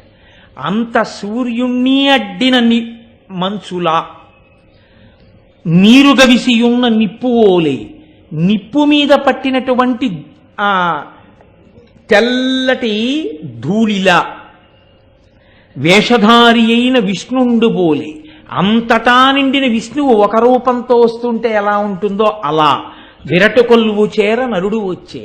నరుడు విరాట్రాజు గారి కొలువులోకి వస్తున్నాడు. ఎలా కప్పాడు? నేను అందుకని చివరి నుంచి ముందుకు వస్తున్నాను పద్యాన్ని. ఒక్కొక్కటి కప్పే ఏం చెప్తున్నారు. సూర్యుణ్ణి మంచు కప్పినట్టు, నిప్పుని బూది కప్పినట్టు, విష్ణువుని అవతారం కప్పినట్టు, విరాట్రాజు గారి కొలువులోకి వస్తున్న నరుణ్ణి కప్పే. ఏం కప్పే అంటే ఎంత మంచు కప్పినా అదిగోనండి వెలుతురు, అదిగో ఆ సూర్యుడని తెలిసిపోతుంటాడా? ఎంత బూది కప్పినా అది నిప్పండి బాబు, ముట్టుకుంటే కాలుతుందని తెలిసిపోతూ ఉంటుందా? ఊతే పైకి వచ్చేస్తుందా దాని స్వభావం? అలా ఏ ప్రకాశం ఎంత దాద్దామన్నా దాగట్లేదు, దేంతో దాచే ప్రయత్నం చేశాడు. ఇది ఆయన చూస్తున్నాడు. ఏంటి ఇలా ఉన్నాడు కానీ అలాంటి వాళ్ళ లేడే అంటున్నాడంటే ఎంత వేషం కట్టాడో అది సరిపోలేదు. ఎంత వేషం ఎవరు కట్టారు? ఆయన కట్టాడా? దేవతలు కట్టారా? దేవతలు కట్టారు. యమధర్మరాజు గారు కట్టాడు ఆ వేషాలు. నమస్కారం చేస్తే యమధర్మరాజు గారు కట్టించిన వేషం ఒక రాజు చూసినా కూడా దాచడానికి సరిపోవట్లేదు.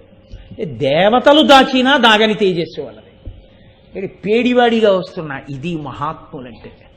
అటువంటి వాళ్ళ పేరు తలుచుకుంటే చాలు, అందుకే పిడుగులు ఆగిపోతాయన్నారు. అంతటి తేజోమూర్తి కనుకనే అర్జున పల్గుణ పార్థ కిరీటి శ్వేతవాహన బీభత్సో విజయ కృష్ణ సవ్యసాచి ధనంజయ. ఇందులోని విరాటపురంలో ఆఖరణ చెప్తాడు, నా 10 పేర్లకి అర్థం ఏమిటో తెలుసా అని. ఆ పేరు తలుచుకుంటే ఇప్పటికి పడవలసిన పిడుగు కూడా పక్కకెడుతుందంటారు. అంతటి కీర్తి వహించాడు మహానుభావుడు. ఎలా కప్పాడా తేజస్సుని? ఏ ప్రయత్నంతో కప్పినట్టు కనపడుతోంది అంటే కాళ్ల యొప్పిద మాడు కట్ట నుజ్వలముచే అంగ. చీర కట్టేట కిందకి, కట్టిన చీర ఎక్కడి వరకు ఉంది అంటే పాదాలు కనపట్టలేదు. కాళ్లల్లో చీర పడుతుందని పాదాల పైకి కదా కొంచెం కట్టుకోవడానికి నడవడానికి వీలుగా ఉంటుంది. కానీ పాదాల కన్నా ఇంకా పొడవుగా చీర కట్టుకుంటే నడక కష్టం అవుతుంది. కానీ ఆయన అలా కట్టేట చీర. ఎందుకు కట్టాడు అంటే ఆ పాదాల వంక కానీ ఎవరైనా చూశారనుకోండి తెలిసిపోతుంది ఆ తేజస్సు. అమ్మో ఆ పాదాలేమిటి అలా ఉన్నాయి అని. అంటే తేజస్సు పాదముల దగ్గరే ప్రారంభం. అలా ఉంటాడు మహానుభావుడు. కాబట్టి ఇప్పుడు పాదాలు కనపడకుండా చీర అడ్డు పెట్టాడు. అడ్డు పెట్టినా కాంతి ఆగట్లేదు. అబ్బో అదేంటి అలా ఉన్నాయి అంటున్నాడు. విరాట్ రాజుకి అసలు ఆయన్ని చూడగానే ఒక పేడివాడు వస్తుంటే ఎవడైనా పాదాల దగ్గర నుంచి చూసి అబ్బా ఏమి కాంతి ఏమి కాంతి అంటాడండి. అది అర్జునుడి తేజస్సు అంటే. సంకుల బాహులు అందమెడల. ఈ భుజాల మీద కాయలు ఉన్నాయి, అక్షయబాణ తూణీరాలు అవి పెట్టుకున్నవి, పైగా భుజాల మీద బాణాలు తగులుతుంటాయి. కాబట్టి కాయలు కప్పాలి. కాయలు కప్పడానికి ఏదో చిన్న చిన్న దారాలు అర్థం లేకుండా వేసుకుంటే కుదరదు. అందుకని ఆయన ఏం చేశాడు, పెద్ద పెద్ద శంఖాలతో ఉన్నటువంటి ఆభరణాలు పెట్టేసుకున్నాడు. ఎలాగో పేడు రూపంలో ఉన్నాడుగా కాబట్టి పెద్ద పెద్ద శంఖాలతో ఉన్న ఆభరణాలు పెట్టుకుంటే ఇంకా కనపడవు. అందుకని భుజాలకు కప్పాడు. ఇంత కప్పినా అవి అలంకారమే అయ్యాయి. అంత గుండ్రటి భుజాలు. ఆ భుజాల మించి కనపడుతుంటే అవి కదిలినప్పుడు వస్తున్న కాంతులను చూసి ఏమి భుజాలు రా ఇవి అంటున్నాడు విరాట్రాజు. కంచుక మంగంబు కాంతికి మాటుగా. కంచుకం అంటే ఆడవాళ్ళు వేసుకునేటటువంటి రవికె. ఆ రవికె ఇక్కడి నుంచి ఆయన ఇక్కడ వరకు వేసేసుకున్నా శరీరాన్ని ఆచ్ఛాదించి ఉంది కాబట్టి కాంతి ద్యోతకము కాకూడదు. కానీ కంచుకము ఉన్నప్పటికీ ఆయన శరీర కాంతి తెలిసిపోతోంది. మెడహేమ పట్టిక మెరయకుండా పెద్ద బంగారం బిళ్ళ ఒక దాంతోటో పతకం కట్టుకున్నాడు, కంఠం యొక్క కాంతి తెలియకుండా. అయినా ఆ కాంతి హేమ పట్టికని పక్కకి తోసి పైకి వచ్చేస్తోంది. వదనంబు కొమరు భావన చేసి వేరుగా ముఖమంతా పసుపు రాసేసుకున్నాడు, ఎవ్వరూ గుర్తుపట్టకుండా. ఇంత బొట్టు పెట్టేసుకున్నాడు. ఇంత పసుపు రాసుకుని ఇంత బొట్టు పెట్టుకున్న పురుష తేజస్సు కనబడుతోంది. అది విచిత్రం. చాలా చాలా కష్టం అండి. అసలు ఎలా దీన్ని వివరణ చెయ్యాలో కూడా అర్థం కాదు. మీరు మీ మనసుతో ఆ పద్యాన్ని చదివి భావన చేసుకుని చూడాలి. అసలు అలా వస్తే పురుష తేజస్సు కనపడుతుందా? ఒక్క నాటికి అలా మీరు చెప్పలేరు. అంతవరకు ఎందుకండి, కాసేపు మీరు ఊహా చిత్రం తీసుకోవాలంటే నా ముఖానికి ఇంత పసుపు రాసి బొట్టెట్టుకు చూడండి, ఒక్క ముఖాన్ని మొగాయన ముఖంలా కనపడుతుందా, వెంటనే ఆడదాని ముఖంలా అనిపించేస్తుంది. కానీ పురుష తేజస్సు కనపడుతోంది ఆ ముఖంలోంచి, అంత పసుపు రాసి అంత బొట్టెట్టుకుంటే. ఏమి మహాపురుషులండి నిజంగా. ఒక శాపం ఉండి యమధర్మరాజు గారు వేషం కట్టించి ఇంత బట్టలు అంగుళం ఒళ్ళు కనపడకుండా దాచుకుని వస్తుంటే తేజస్సు బయటకు వచ్చేస్తోంది మొగాడి కింద. పవడంపు జొత్తుల చెవులు రూపడగంగా, పగడాలతో చేసినటువంటి పెద్ద పెద్ద కర్ణాభరణాలు పెట్టుకున్నాడు. ఈ చెవులు కనపడకుండా కోయవాళ్ళు పెట్టుకుంటారే ఇక్కడి నుంచి ఇలాగా, అలా పెద్ద పెద్ద ఆభరణాలతో కప్పేశాడు. కప్పేసినా సరే చెవుల కాంతి వాటిలోంచి పైకొచ్చేస్తాను. పాపట తల కట్టు భంగి తప్ప, మగవాడు కాబట్టి మగవాడేమి, ఆడది కూడా సీమంతము అని అంటే, అసలు మగవాడు పాపట తీస్తాడా అంటే మగవాడు పాపట తీయాలి అని లేదు. ఎందుకంటే మగవాడికి ఏముంటుందండి, శిఖ ఉంటుందంటే పిలక పెట్టుకుని ఉంటారు, పిలకతో ఉంటారు కాబట్టి ఎక్కువగా ఎలా ఉంటారు అంటే అసలు నిజానికి వెంట్రుకలు ఉండవు. వెంట్రుకలు ఉంటే కదా పాపిడి తీసుకోవడం, తలకాయ దూకోవడం, జేబులో దువ్వెనెట్టుకోవడం. వెంట్రుకలు లేని వాడికి అవన్నీ ఎందుకు? మగవాడు అంటే శాస్త్రంలో ఎప్పుడు కూడా ఎక్కువగా ఏమిటంటే తలనీలాలు లేకుండానే ఉంటారు కాబట్టి పాపిట తీసుకునే అవకాశం ఉండదు. పాపట అనేటటువంటిది స్త్రీ సంబంధమైనటువంటి విషయం కాబట్టి సీమంతము అన్నమాట ఆడదాని పాపటకి అర్థం. వాళ్లే జుత్తుని రెండుగా విడదీసి మధ్యలోకి దువ్వుకుని అటు ఇటు కురులను పేరుస్తారు కాబట్టి సీమంతం. అదే వాళ్ళకి సూడిదలు ఇచ్చారంటారు. అప్పుడు అడవి పంది ముళ్ళు పట్టుకుని భర్త జాగ్రత్తగా పాపట తీసి కురులను అటు ఇటు తీపి ఆ మొలకి ఆ మేడి ఆకు తీసుకొచ్చి ఒక త్రాటితో కడతాడు. కడితే ఆ గర్భ విచ్చితి జరగకుండా కాపాడుతుంది అని. దానికి అసలు సూడిదలు అంటే కానుకలు. సీమన్నతోత్సవము అంటే ఆ పాపట భర్త వచ్చి తీయుట, ఆయన తీస్తే. అంతేగాని నా బుర్రకాయ ఇంతంత లడ్లును 8 రకాల స్వీట్లు మగపిల్లివారు ఆడపిల్లివారు దానికోసం దెబ్బలాడుకు చావడం, అది కాదు సూడిదలు అంటే. ఆ పాపట. అందుకని ఇప్పుడు ఆయన పాపట తీసుకుని ఉన్నాడు. అర్జునుడు ఒక పేడివాడిగా అంటే ఆడదాని రూపు కట్టాడు, మగవాడు ఆడదాని రూపు కట్టాడు. కట్టి పాపట తీశాడు. పాపట తీసి దువ్విన ఆ పాపట తీసిన మగవాడి కురులు పెరిగితే ఎలా ఉంటాయో కిరీటం పెట్టుకున్నప్పుడు అలా ఉన్నాయే, పాపట తీసిన ఆడదాని తలకట్టులా లేదే అంటున్నాడు. అంటే ఆడదిగా ఎన్ని చెయ్యాలో అన్ని చేశాడు. కానీ ఆయనకి అర్థం కావట్లేదు.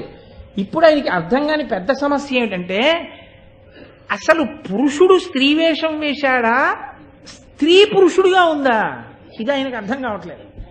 ఇప్పుడు ముందిద్దరికన్నా పెద్ద అయోమయం వచ్చింది అర్జునుడు వచ్చేటప్పటికి. కాబట్టి చాలా తెల్లబోయి అలా చూస్తున్నాడు ఆవిడ వంక. ఆవిడ వంక అనే అనవలసి ఉంటుంది, ఎందుకంటే ఇప్పుడు ఆడదాని వేషంగా వచ్చాడు కాబట్టి. కానీ చూసి విరాట్రాజు గారు అంటున్నట్ట, వనితావేషము కల్గియున్నయది చెల్వం వాడుచందంబు కాదు, నిరూపింప మహానుభావతయు నిర్దోషత్వమున్ రాజసంబును శోభిల్లుడు ఎవ్వడేనొక జగత్పూజ్యుండో క్రీడార్థమిట్లునరందల్చిన రూపు కావలయు మీరూహింపుడా ఎట్లగున్. విరాట్రాజు గారి తెలివితేటలు అర్థమవుతాయండి. రాచపదవిలో కూర్చోవడానికి ఎంత పూర్ణంగా అర్హుడో మీరు పసిగట్టచ్చు. ఎవరి విషయంలో ఆయన అంచనా తప్పట్లా, ఖచ్చితంగా చెప్పేస్తున్నాడు. వీడు వంటలవాడు కాడు, ఈయన సామాన్యుడు కాడు, చెప్పేస్తున్నాడు. కానీ అంతకన్నా దాటి ఊహించలేకపోతున్నాడు. అక్కడ అడ్డేసుకుంటున్నాడు ఈశ్వరుడిగా. వీళ్ళ యొక్క ప్రయోజనం కోసం అక్కడ వరకే తప్ప అక్కడికన్నా దాటనివ్వట్లేదు ఇక విరాట్రాజు గారు. ఒకరి వెనకాతల ఒకరు వచ్చేస్తున్నా అలాగే ఉంటున్నాడు, అంత ఆశ్చర్యపోతూ. కాబట్టి ఇప్పుడు ఆయన అంటున్నాడు, వనితావేషము కల్గియున్నయది ఆడదాని వేషంలో కనపడుతోంది, చల్వం వాడుచందంబు కాదు, కానీ జాగ్రత్తగా పరిశీలిస్తే ఆడది మాత్రం కాదు అన్నాడు. నిరూపింప మహానుభావతయు, ఆడదాని వేషంతో మగతనాన్ని కప్పాడనుకుందామా, అలాంటి అనవసరపు పనులు చేసి వేషం కట్టొస్తున్న వాళ్ళ లేడు. మనిషి తీరులో మహానుభావుడని తెలిసిపోతోంది ఆ కాంతి. నిర్దోషత్వమున్ ఎక్కడా దోషభూయిష్టమైనటువంటి స్థితిలో లేడు. రాజసంబును శోభిల్లుడు, రాజసం కనపడుతోంది మనిషిలో. ఎవడే ఒక జగత్పూజ్యుండు క్రీడార్థమిట్లొనరందాల్చిన రూపు కావలయు, ఎవరో జగత్తంతటి చేత పూజింపబడవలసిన మహానుభావుడు. నా అనుమానం కాదు, ఎంత ఖచ్చితంగా లెక్క కట్టేస్తున్నాడో చూడండి. 2 1 2, 2 2 4, 2 3 6, 2 4 8, 2 5 10, ఎంత ఖచ్చితమో విరాట్ రాజు గారి ప్రతి ఊహ అంత ఖచ్చితం. ఇందులో మీరు ఏదీ కాదనలేరు. అంటే ఇంత దాచినా అంత దొరుకుతున్నారు. ఆయన ఒక్కడికైనా సభలో ఉన్న అందరికీ ప్రభువు మాటలుగా వస్తోందంతే పైకి.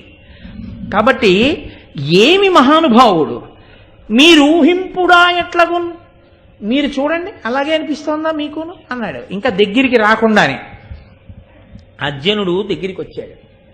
వచ్చి ప్రభువుకి జయం చెప్పాడు. చెప్పి ఇప్పుడు తాను మాట్లాడాలిగా ముందు.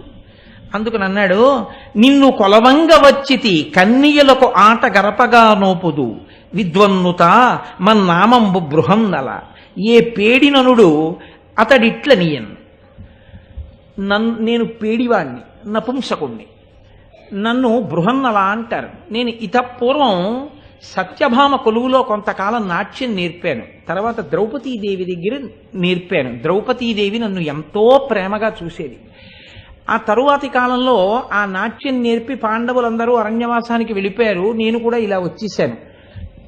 నీవు మంచి వాళ్ళని ఆదరించేవాడివి అని తెలిసింది. అందుకని నీ దగ్గర ఉద్యోగానికి వచ్చాను. నేను అంతఃపురంలో ఉండేటటువంటి కన్యలకి నాట్యం నేర్పుతాను. అయితే వెళ్ళి నాట్య పాఠశాలలో ఉద్యోగం చెయ్యి అంటాడేమో అని. అంతఃపురంలో కన్యలకి నేర్పుతాను. కాబట్టి నువ్వు నన్ను అనుగ్రహించగలిగితే నాకు అటువంటి ఉద్యోగాన్ని ఇయ్యి అంటే విరాట్ రాజు అన్నాడు, మత్కోదండ చయంబులోన ఒక సమ్మానార్హ చాపంబు భాస్వత్ కాండంబులు హేమ చంద్రక కణద్వర్మంబు నీకెంతయున్ సత్కారంబుననిచ్చి వాహన పరిష్కారంక సంభావ్య సంపత్ కళ్యాణుని చేసి వైభవము దర్పంబున్ విజృంభింపగన్. ఎంత తెలివైన వాడో చూడండి విరాట్ రాజు. యమధర్మరాజు గారు ఏవి కలిపాడో వాటన్నిటినీ తీసేశాడు. ఆయన అన్నాడు, నువ్విప్పుడు ఏ వేషంలో ఉన్నావో అందులో నేను కొన్ని చెప్తాను చూడు. నా దగ్గర పెద్ద పెద్ద కోదండాలు ఉన్నాయి. ఓ కోదండాన్ని నీకు ఇస్తే నువ్వు ఇలా చేత్తో పట్టుకుని నిలబడితే, నా దగ్గర చాలా గొప్ప గొప్ప బంగారు బాణాలు ఉన్నాయి. ఆ తూణీరం కట్టుకుని బాణాన్ని తీసి వింటినాదికి సంధించి నువ్వు ఇలా నిలబడితే, నా దగ్గర బంగారు పద్మములు మొసళ్ళు చెక్కిన కవచాలున్నాయి. అటువంటి కవచం నీకు కడితే, నువ్వు ఒక పెద్ద వాహనం మీద నిలబడి ఇలా నిలబడితే ఒక మహావీరుడిలా నువ్వు నాకు కనపడుతున్నావు. ఎంత లెక్క కట్టాడండి విరాట్ రాజు గారు. ఎంత తెలివైన వాడో. వాళ్ళని చూడగానే ఎవరికైనా ఎటువంటి ఊహలు వచ్చేస్తాయో. ఎంత గొప్ప పద్యరచన చేశారండి తిక్కన గారు. నిజంగా నాకు చాలా అద్భుతంగా ఉంది. నిన్ను అలా చూడాలనుంది. నీకు నేను ఇటువంటి పదవి ఇవ్వడం ఏమిటయా? నీకు నేను ఆ కన్యాజనులకు నృత్తంబు నేర్పగలను అంటున్నావు. నిన్ను అక్కడికి పంపడం ఏమిటి అంటే బృహన్నల అన్నాడు, ఆడుతనంబు నిక్కమున కారసి చూచిన లేదు. అనుమానం వచ్చేసింది కదా ఎలాగో. కాబట్టి ఇప్పుడు ఉన్న పేడితనంలో 2 రకాల్లో తనకి ఏ రకమైన నపుంసకత్వం చెప్తున్నాడు. ఆడుతనంబు నిక్కమున కారసి చూచిన లేదు పుంస్త్వమున్ బోడిమి తప్పియున్నది నపుంసక జన్మమవశ్య భోగ్యమై వాడిమి గల్గు శాపమున వచ్చే పురాకృత కర్మ భావ్యమెవ్వాడును నెర్చునే తొలగ వైవగ నోర్వకపోవచ్చునే. ఆయన అన్నాడు, ఆడతనంబు నిక్కమున కారసి చూచిన లేదు. ఎందుకు అనుమానపడుతున్నాడు విరాట్ రాజు? ఆడదానిలా వేషం కట్టాడు కానీ ఆడది అని నాకు అనిపించట్లేదు అంటున్నాడు కదా. అందుకని ఇప్పుడు ఆయన అన్నాడు, నా యందు ఆడతనం ఎంత మాత్రం లేదన్నాడు. నిజంగా పార్థుడిగా ఆయనకి ఆడతనం ఎక్కడుందండి? నా యందు ఆడతనం ఇంచుక మాత్రం లేదు. నేను పురుషుణ్ణి. కానీ నా దౌర్భాగ్యం ఏమిటంటే ఇప్పుడు నాకు పుంస్త్వము లేదు. నా పుంస్త్వము తప్పిపోయింది. అందుచేత నేను నపుంసకుణ్ణయ్యాను. ఆడరూపు వేసుకున్నటువంటి మగతనం లేనివాణ్ణి. కాబట్టి అటువంటి నపుంసకుణ్ణి. అది కూడా నాకు ఎలా వచ్చిందంటావేమో, నా మీద చాలా వ్యగ్రతతో కూడిన బుద్ధితో ఒకరు నన్ను శపించారు. అందుకని నాకు ఈ రూపం వచ్చింది. సరే, ఏది అయితే ఎవరు ఏమిటి అని అడుగుతాడేమో అని మళ్ళీ వెంటనే సరే అని ఎంత చమత్కారం అన్నాడంటే, నపుంసక జన్మమవస్య భోగ్యమై వాడి మిగల్గు శాపమునవచ్చ పురాకృత కర్మ భావ్యమెవ్వాడును నేర్చునే తొలగవైవగనోర్వకపోవచ్చునే. ఎంతటి వాడైతే మాత్రం పురాకృత కర్మ అనుభవించకుండా ఉండడం తప్పుతుందా? అందుకుని ఏదో నా కర్మవశాత్తు నాకు వచ్చిందిలే, ఇక గొడవలేదు. ఏమండి మీకు ఆ మొహం మీద మత్స్యం ఏదో నా కర్మ అన్నారు అనుకోండి, ఇంకేమడుగుతారు మీరు కదా. ఇంకా నా కర్మ అంటే ఇంకా 10 మాటలు ఏమిటండి చెప్పారా నా కర్మని, ఇంకేం చెప్పాలంటే కదా. అందుకని ఎంత చమత్కారంగా చెప్పాడో చూడండి. ఎంత సభకి వచ్చిన అవమానాన్ని ఒక్క మాటతో సభనంతటినీ బుట్టలో పెడతారు. ఇంత అనుమానం ఉన్న వాళ్ళు ఇంకా తవ్వి అడగలేక ఊరుకుంటారు. ఇంత చమత్కారమైన సంభాషణ శైలి ఎలా వచ్చిందంటారు అంత సభలో? ఇది ఈశ్వరానుగ్రహం, వాగ్దేవి అనుగ్రహం. వాక్కుల యందు ఆ తల్లి నిలబడింది కాబట్టి ఈ మాట అని ఆయన అన్నాడు. ఒండు పనులకు సెలవు లేకునికి చేసి అభ్యసించితి శైశవమాదిగాగా దండలాసక విధమును కుండలియును బ్రెక్కనంబు తెరంగును బెరణంబు. చాలా చిన్నతనం నుంచి ఇంక నేను ఎలాగో ఏ పనికి పనికిరాను కదానని నేను ఇదిగో ఇటువంటి నాట్యాలు నేర్చుకున్నాను. దండలాసక విధము, కుండలి, ప్రెక్కణము, పేరణము అనేటటువంటి నాట్యాలు నేర్చుకున్నాను. అవి నాట్యగతులు. అవి నేను ఒకరికి చెప్పి చేయించగలను. దీనితో పాటుగా నాకు నేపథ్య విద్యలు వచ్చు. నేపథ్య విద్యలు అంటే అవి రావాలి. అవి రాలేదనుకోండి, మళ్ళీ ఏదో డ్యాన్స్ ఒక్కటి నేర్పేసి తాను చేసి చూపించి ఇలా చెయ్యి అని ఏదో ధిమ్ తద్ధిమ్ అని ఆ చిండు వేసి చూపించి ఇలా వేయి అంటే ఇలా వేసేసిన తర్వాత ఆవిడ కచేరీకి వెళ్ళింది అనుకోండి, వెళ్తే నేపథ్య విద్య నాకు రాదండి అంటే మళ్ళీ ఎవరినో తీసుకురావాలి. అలా కాదు, ఆవిడే ఏం చేస్తుందంటే నేర్పిన ఆవిడే తెర ముందు తన శిష్యురాలు నాట్యం చేస్తుంటే ఆవిడ పక్కన కూర్చుని నట్టువాంగం వేస్తున్నారంటారు. మీరు ఎప్పుడైనా నాట్యంలో చూశారో లేదో, ఆ కూచిపూడి వారి నాట్యం అంబా పరాకు దేవి పరాకు జగమేలు మా తల్లి జననీ పరాకు అని మొదలుపెట్టి ధీమ్ తద్ధీమ్ అని వేస్తారు. అక్కడి నుంచి ఇంకా డాన్స్ ఆ నాట్యం ప్రారంభమవుతుంది. ఆ నట్టువాంగం నేపథ్య విద్య అంటే ఆ పాట అన్ని రాగాలలో పాడుతుండాలి, దాన్ని కలుపుతుండాలి సరిగ్గా. ఏ పాత్ర ప్రవేశిస్తోందో, ఏ పాత్ర ఉందో అది వెళ్ళడానికి సమయం పట్టాలి, కొత్త పాత్ర రావడానికి సమయం సరిపాలి. అంతేగాని అదే పనిగా ఇలా పట్టుకుని ఓ చదివేసుకుంటే ఆ పాత్ర వెళ్ళి ఇంకో పాత్ర రావడానికి సమయం ఉండదు. ఆవిడ వచ్చేటప్పటికి ఈవిడ సగం చదివేస్తుంది. అలా ఉండకూడదు కదా. అందుకని దానికి సరిపోయేటట్టుగా ఖచ్చితంగా చూసుకుంటూ పాడగలిగిన నైపుణ్యం ఉంటే నేపథ్య విద్య అంటారు. వాళ్ళు నేర్పుతారు, కచేరీ చేయిస్తారు, నాట్య ప్రదర్శన చేయిస్తారు. వాళ్ళని రాజులు ఇష్టపడతారు. ఎందుకో తెలుసా అంటే రాజుగారు ఇష్టపడడానికి ఇప్పుడు 3 కారణాలు ఉన్నాయి. ఒకటి పేడి, కాబట్టి అంతఃపురానికి పంపించవచ్చు తన కూతురు దగ్గరికి, ఇబ్బంది ఏం లేదు. పురుషుల్ని పంపించి నేర్పించాలి కాబట్టి నపుంసకుండే పంపాలి. 2 ఆవిడ నాట్యం నేర్పుతుంది. పూర్వం తప్పకుండా రాజులు తమ బిడ్డలకి నేర్పేవారు. 3 నేర్పి వదిలిపెట్టేస్తే మళ్ళీ రేపు పొద్దున్న ఈవిడ నాట్య ప్రదర్శన ఇచ్చేటప్పుడు ఇంకోళ్ళు వచ్చి నటువాంగం వేయాలి. అప్పుడు వాళ్ళకి వీళ్ళకి సరిపోకపోవచ్చు.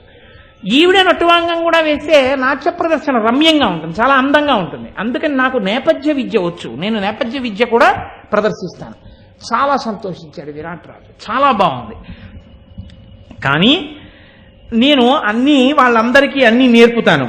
ఇన్ని తెరగుల శ్రమము చేయింతు చతురతాయి విహీనములైన పాత్రములనైన అటు వజ్జనై మెలగుదు నగడులందు నిపుణ నైబిద్య విధులకు నేర్తు అధిప. నేను అంతఃపురంలో ఉండేటటువంటి ఆ పిల్లలు ఎంత ముద్దు వాళ్ళవనివ్వండి, ఎంతగా చెప్తున్నా వాళ్ళకి అసలు ఆ అడుగు వేయడం రాని వాళ్ళు కానివ్వండి, అటువంటి వాళ్ళకి కూడా నేను ఉపాధ్యాయుడు వజ్ర ప్రకృతి వికృతి చక్కగా వాళ్ళకి గురువునై వాళ్ళతో చక్కటి నాట్య విద్యా ప్రదర్శనం చెయ్యగలిగిన స్థితిని ఏర్పరచగలిగిన వాణ్ణి. కాబట్టి నాకు అటువంటి పదవిని ఇప్పించు అని అడిగాడు. అడిగితే చూశాడు, ఏమిటో పాపం, ఇంతటి మహానుభావుడు, ఇంతటి తేజస్సు ఉన్నవాడు, ఆ శాపం ఏమిటో, ఈ స్థితి ఏమిటో అనుకున్నాడు. అంతే, అక్కడ వరకే వెళ్ళింది. కానీ ఆలోచన అంతకన్నా వెళ్ళలేకపోయింది. కాబట్టి ఇప్పుడు ఆయన అన్నాడు, అంతఃపురంలో ఉన్న ఉత్తరని తీసుకురండి అన్నాడు. అంటే వెళ్ళారు, గబగబా ఉత్తరని తీసుకొచ్చారు. ఉత్తర సరే చాలా వర్ణన చేశారు తిక్కనగా. వచ్చింది, ఆమె అప్పుడే యవ్వనంలో ప్రవేశిస్తోంది. వచ్చి అక్కడ నిలబడింది. రాజు తేరిపార పరమ ప్రేమతోటి పరమాశ్చర్యంతో చూసేట. మీరు పెద్దలు అనుకున్న వాళ్ళు వస్తే చెయ్యవలసిన గొప్ప సత్కారం ఏమిటంటే తప్పకుండా తాంబూలం ఇవ్వాలి. అందుకే మీరు చూడండి, ఇంకేం రాయరు, విందు తర్వాత వచ్చింది. ఏది రాస్తామంటే చందన తాంబూలాది సత్కారములను గ్రహించి మమ్మ ఆనందింపచేయ ప్రార్థన. చందన తాంబూలాదులు ప్రధానంగా ఉండాలి. అందులో వచ్చిన వాళ్ళకి గౌరవం ఏమిటి అంటే చందనం రాస్తారు. చందనం ఎప్పుడు రాస్తారు? అన్నం పెట్టకుండా చందనం రాయరు. అంటే ఇప్పుడు విందని రాస్తే తప్ప అర్థం కావట్లేదు కాబట్టి విందని రాయవలసి వస్తోంది. కానీ చందన తాంబూలాది సత్కారములు గ్రహించి అంటే మీరు పెద్ద మనిషిని మేము నమ్ముతున్నాం. మీరు పెద్ద మనిషి కాబట్టి ఎందుకు రావాలి మా ఇంటికి? మీరు వచ్చి దేనికి రావాలి? మా అమ్మాయి మీద మా అల్లుడి మీద అక్షతలు వేస్తే నేను ఎంతో పొంగిపోతాను. మీ చేత్తో వేసిన అక్షతలు, మీరు చేసిన ఆశీర్వచనం నా బిడ్డని, నా అల్లుడిని, నా కొడుకుని, నా కోడల్ని కాపాడుతుంది. అందుకని మీరు రావాలి. అందుకని ఆహ్వానం పలుకుతూ మీరు వస్తే ఏమిస్తాం? తాంబూలం ఇస్తాను. నా తాంబూలం గ్రహించండి అంటే నా సత్కారమును గ్రహించి నన్ను కృతార్థుణ్ణి చెయ్యండి. చందనం తీసుకోండి. చందనం ఎప్పుడు తీసుకుంటారు? భోజనం అయిపోయిన తర్వాత చందన పాత్ర పక్కన పెడతారు. పెట్టి చేతికి చందనం అలదుతారు. అంటే భోజనానికి రెండేని పిలవాలా? పిలవక్కర్లేదు, అలా పిలవరు. భోజనానికి రెండని పిలవరు. విందు అన్న మాట లేదు శుభలేఖలో. ఎందుకు లేదంటే చందన తాంబూలం అన్న మాటలో విందుంది. విందు ఎప్పుడు పెడతారు? పెళ్లికి ముందా అండి, పెళ్లికి వెనకాండి అని అడగకూడదు. పెళ్లి తర్వాతే భోజనం పెడతారు. పెళ్లికి ముందు భోజనం ఎందుకు పెట్టరండి అంటే అలా పెట్టరు. ఎందుకు పెడతారు? మంచి జరిగే సత్యనారాయణ వ్రతానికి ముందు అన్నం పెడుతున్నారా, తర్వాత పెడుతున్నారా? వ్రతం తర్వాత అన్నం పెడతారు. ఏదైనా చేస్తే ఎప్పుడు పెడతారు? లక్షవతుల నోములు పిలిచారు, ఎప్పుడు పెడతారు? లక్షవతుల నోము అయిపోయాక అన్నం పెడతారు. పెళ్లికి ఎప్పుడు పెడతారు? పెళ్ళి అయ్యాక అన్నం పెడతారు. అంతేగాని పెళ్లికి ముందే అన్నం పెట్టేస్తే నీ కన్యాదానం చేయలేదు, వాళ్ళిద్దరూ పక్క పక్కన ఎలా కూర్చుంటారు, నువ్వు అక్షతలు ఎలా వస్తావు? ఏమిటి అధికారం చేయడానికి? ఇంకా నీ పెద్దరికం ఏంటి, నీ పిలవడం ఎందుకు? కాబట్టి అన్నం ఎప్పుడు పెట్టాలి? పెళ్ళి అయ్యాక పెట్టాలి. కాబట్టి బుద్ధున్నవాడిని అయితే నేను కూడా ఎప్పుడు పెట్టాలి? 11వ తారీఖుని పెళ్లి చేస్తే 12వ తారీఖున అన్నం పెట్టాలి కదా. కాబట్టి చందన తాంబూలాది సత్కారములను గ్రహించి అన్న దాంట్లో అంత పెద్దరికం ఉంది. ఈ పెద్దరికం ఎక్కడిదో, దీని వెనక ఎంత ప్రాధాన్యత ఉందో మహాభారతం దగ్గర నుంచి చూపించుకొచ్చారు. ఇప్పుడు తను ఇంతకాలం ఉద్యోగం ఇవ్వడం ఒకెత్తు, తన కూతురికి నాట్యాచార్యుడిగా పెట్టడం ఒకెత్తు. తను ఉద్యోగం ఇస్తున్నాడేమో, తన కూతురికి మాత్రం గురువు. కాబట్టి ఇప్పుడు తన కూతురు మా నాన్నగారు ఇచ్చిన ఉద్యోగం చేసుకుంటున్నాడంటే ఎమ్మెల్యే ఆత్మకథ పుస్తకంలా ఉంటుంది. నండూరు రామకృష్ణారావు పుస్తకం రాశాడు. ఎమ్మెల్యే అంటే నేను ఎవరిని ఉద్దేశించి అంటలేదు, ఆయన రాశాడు కాబట్టి అది ఉదాహరణ చెప్పాను అంతే. ఓ పెంకి ఎమ్మెల్యే గారి కొడుక్కి లెక్కలు నేర్పడానికి పాపం ఓ వెర్రిపంతులు గారు ఒప్పుకున్నాడు. ఆయన దరిద్రుడు. ఒరే 50 రూపాయలు ఇచ్చి నీకో మాస్టర్ని ఇట్టే అన్నాడు. అంటే కొడుకు ఉద్దేశం ఏంటంటే 50 రూపాయల కోసం వచ్చాడు, నాకు లెక్కలు వాడేది నేర్పుతాడని. ఆయన అన్నాడు 5లో 3 తీస్తే 2 బాగుంది, తీశాడు. ఏదో 13లోంచి 9 తీయాలి, 3లోంచి 9 పోదు అన్నాడు. పోదు తెలుసు ఆ మాట. ఇక్కడి నుంచి ఒక తప్పు తెచ్చుకో, నువ్వు తెచ్చుకో, నేను ఎందుకు తెచ్చుకుంటాను? నేను ఎమ్మెల్యే కొడుకుని, నా తప్పు ఏంటి, నేనేం తెచ్చుకోను. ఆయన అన్నాడు నువ్వు తెచ్చుకోవద్దు, మా మాస్టర్ తెచ్చుకున్నారని అన్నాడు. అలా అన్నావు బాగుంది, 3లోంచి 9 పోదు కాబట్టి మా మాస్టారు తప్పు తెచ్చుకున్నారు. 1 అనగా 10 అన్నాడు. నువ్వు వెంటనే లేచి వెళ్ళిపోవాలి. 1 అనగా 10 ఏంటి, 50 రూపాయలు 5 రూపాయలు ఇస్తే పుచ్చుకుంటావా? 1 అనగా 10 ఏంటి, నువ్వు లెక్కలు నేర్చుకురా అన్నాడు. ఇక వాళ్ళేం నేర్చుకుంటాడు? నండూరు రామకృష్ణారావు చమత్కారమైన నవల రాశారు. ఈ పెంకితనం ఎలా ఉంటుంది అన్న దాని గురించి. అదొక అద్భుతమైనటువంటి ఆవిష్కరణ. సరే, అందుకని అలా అమ్మా నీకు డాన్స్ మాస్టర్గా పెట్టాను, రోజు మా అమ్మాయికి 6 గంటలకు వచ్చేయండి, మళ్ళీ మా అమ్మాయి ట్యూషన్కి వెళ్ళిపోవాలంటే ఎంత చులకనండి ఆ పిల్లకి. ఆ అమ్మాయి కూడా ఇలా వాచి చూస్తే ఇంకేంటి, మాస్టర్ వస్తే ఆ అమ్మాయి వాచి చూడడం ఏంటి, ఆ అమ్మాయిని చూసి మాస్టర్ వాచి చూడాలి. కానీ నేర్పారు. తను ఉద్యోగం ఇవ్వడం కాదు, తన పిల్ల దృష్టిలో ఎలా ఉండాలో, పిల్ల ఎంత సంస్కారంగా నేర్చుకోవాలో నేర్పాడు మహానుభావుడు. కర్పూర తాంబూలం పట్టుకొచ్చి ఇచ్చి నమస్కరించని చెప్పాడు. కర్పూర తాంబూలం ఇచ్చి నమస్కారం చేసింది ఉత్తర. నమస్కారం చేసిన తర్వాత విరాట మహారాజు ఉత్తరను అప్పగిస్తూ చెప్తున్నాడు, అని ఉచితంబుగా పలికి అంగన హస్తము పట్టి తత్కరంబున గదియించి నీ గురువు బొల్తి తగం కొనియాడు, ఎట్లు చెప్పెనటుల భక్తిమై నడవు పింపెసలారగా కూడు కూర చందన కుసుమాదులు నడపి తప్పక ఆరసి గౌరవింపుమి. మా నాన్నగారు డాన్స్కి పెట్టారు మాస్టర్ని 300 ఇస్తున్నారని చెప్పకు. నువ్వేం చేయాలో తెలుసా అమ్మా అని ఉచితంబుగా పలికి కర్పూర తాంబూలం ఇయ్యమ్మా అని కూతురు చెయ్యి పట్టుకుని ఎంతో సంతోషంతో ఆ కూతురు వంక చూస్తూ, కూతురు చెయ్యి తండ్రి పట్టుకోవడం అంటే ఎంత ప్రేమండా, పితృప్రేమ.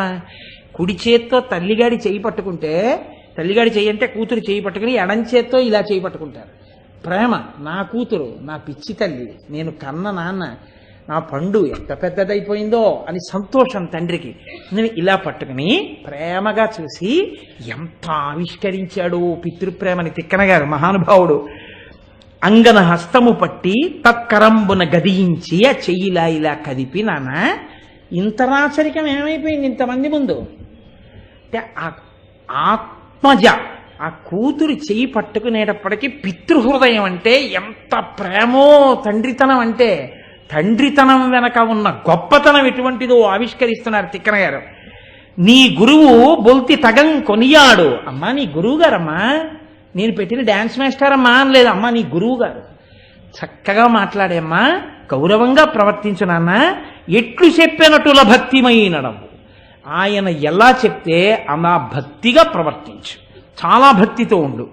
పింపెసలారగా కూడు కూర చందన కుసుమాదులను నడపి, ఆయన గౌరవం నిలబడేటట్టుగా మనం ఎలా తింటామో అలా ఆయనకి అటువంటి అన్నం, అటువంటి కూర, అటువంటి చందనం అవన్నీ ఆయనకు అందుతున్నాయో లేదో నువ్వు చూస్తుండు. తప్పక ఆరసి గౌరవింపుమి. ఆయన్ని ఎప్పటికప్పుడు గురువుగారు అన్నం తిన్నారా, గురువుగారికి సరియైన కూర వెళ్ళిందా, గురువుగారికి సరియైన పప్పు పంపించారా, గురువుగారికి చందనం వెళ్ళిందా, గురువుగారు సంతోషంగా పడుకున్నారా, ఇవన్నీ చూసుకుంటుండు సుమమ్మ. అంటే ఇప్పుడు మీరు ఒకటి గుర్తు పట్టుకోవాలి, ఒక తండ్రి వేరొక తండ్రికి అప్పగించినట్టు అప్పగించాడు. ఒక తండ్రి అల్లుడికి కూతురుని అప్పచెప్పినట్టు అప్పచెప్పలేదు. తండ్రి గురువుకి అప్పచెప్తాడు, అల్లుడికి అప్పచెప్తాడు. అల్లుడికి అప్పచెప్పడం వేరు, గురువుకి అప్పచెప్పడం వేరు. అల్లుడికి అప్పచెప్పేటప్పుడు అల్లుడిలో తండ్రితనం, అన్నతనం, భర్తతనం, గురువుతనం అన్నీ ఉంటాయి. అన్నీ ఉండాలని కోరుకుంటాడు మామగారు. కానీ గురువుకి అప్పచెప్పేటప్పుడు నేను నా కూతుర్ని ఎలా చూశానో ఆయన అలా చూస్తాడని నమ్ముతాడు. ఇదే గుర్తుపెట్టుకున్నాడు అర్జునుడు. విరాట పర్వం చివర ఉత్తరని నువ్వు స్వీకరించంటే నువ్వు నాకు అలా చెప్పలేదు, నేను అలా చూడలేదు. ధర్మం ధర్మమే, ఆమె నా కూతురు అవుతుంది తప్ప ఒక్కనాటికి నా భార్య కానేరదన్నాడు. ఆ దృష్టితో అసలు అర్జునుడు చూడలేదన్నాడు. ఎంతటి మర్యాదా పురుషోత్తములో మాటని, పితృహృదయాన్ని ఎంత జాగ్రత్తగా అర్జునుడు అర్థం చేసుకున్నాడో. అర్జునుడు కూడా దక్షిణ నాయకుడు, కానీ తండ్రి ఏ భావనతో అప్పచెప్తున్నాడో ఆ భావనతోనే నిలబడ్డాడు. ఆ పిల్లని ఇచ్చినా తీసుకోలేదు. తన కొడుకు అభిమన్యు కుమారుడికి ఇచ్చి వివాహం చేయించి కోడలిగా స్వీకరించాడు. కూతురు కోడలు ఒక్కరి కాబట్టి ఇది ధర్మం అంటే ఎంత జాగ్రత్తగా పట్టుకుంటారో చూడండి అని అప్పచెప్పారు. చాలా సంతోషించాడు. ఆ రకంగా అర్జునుడు కొలువులోకి ప్రవేశించాడు. ఆ తరువాత అర్జునుడు కొలువులోకి ప్రవేశించి బృహన్నల నామంతో అంతఃపురంలోకి ప్రవేశించగానే వేరొక దిక్కు నుంచి నకులుడు వస్తున్నాడు. ఇప్పుడు చూస్తున్నాడు మళ్ళీ విరాట్ రాజు. ఇప్పుడు విరాట్ రాజే చూస్తున్నాడని మీరు అనుకోకండి. లోపలికి వస్తుంటే అలా విరాట్ రాజు చూస్తూ ఉండిపోయాడు. కానీ అనుమానంతో చూసి ఈయన ఎవరో చూడండి మీరు కూడా అని చెప్పాడు ఇప్పటిదాకా. ఇప్పుడు ఎలా చూస్తున్నారో తెలుసా చూసేవాళ్ళందరూ? అంబుజముల్ సముద్యరుణాంశుని కన్న విధంబునన్ వికాసంబుననుల్లసిల్లి జనచారు విలోచనముల్ నిజోజ్వలాంగంబున కద్ధిమై అభిముఖంబులుగా చనుదించి దైవయోగంబున భూవిభుండు తొరగంబుల తేరగ బంచి చూడగన్.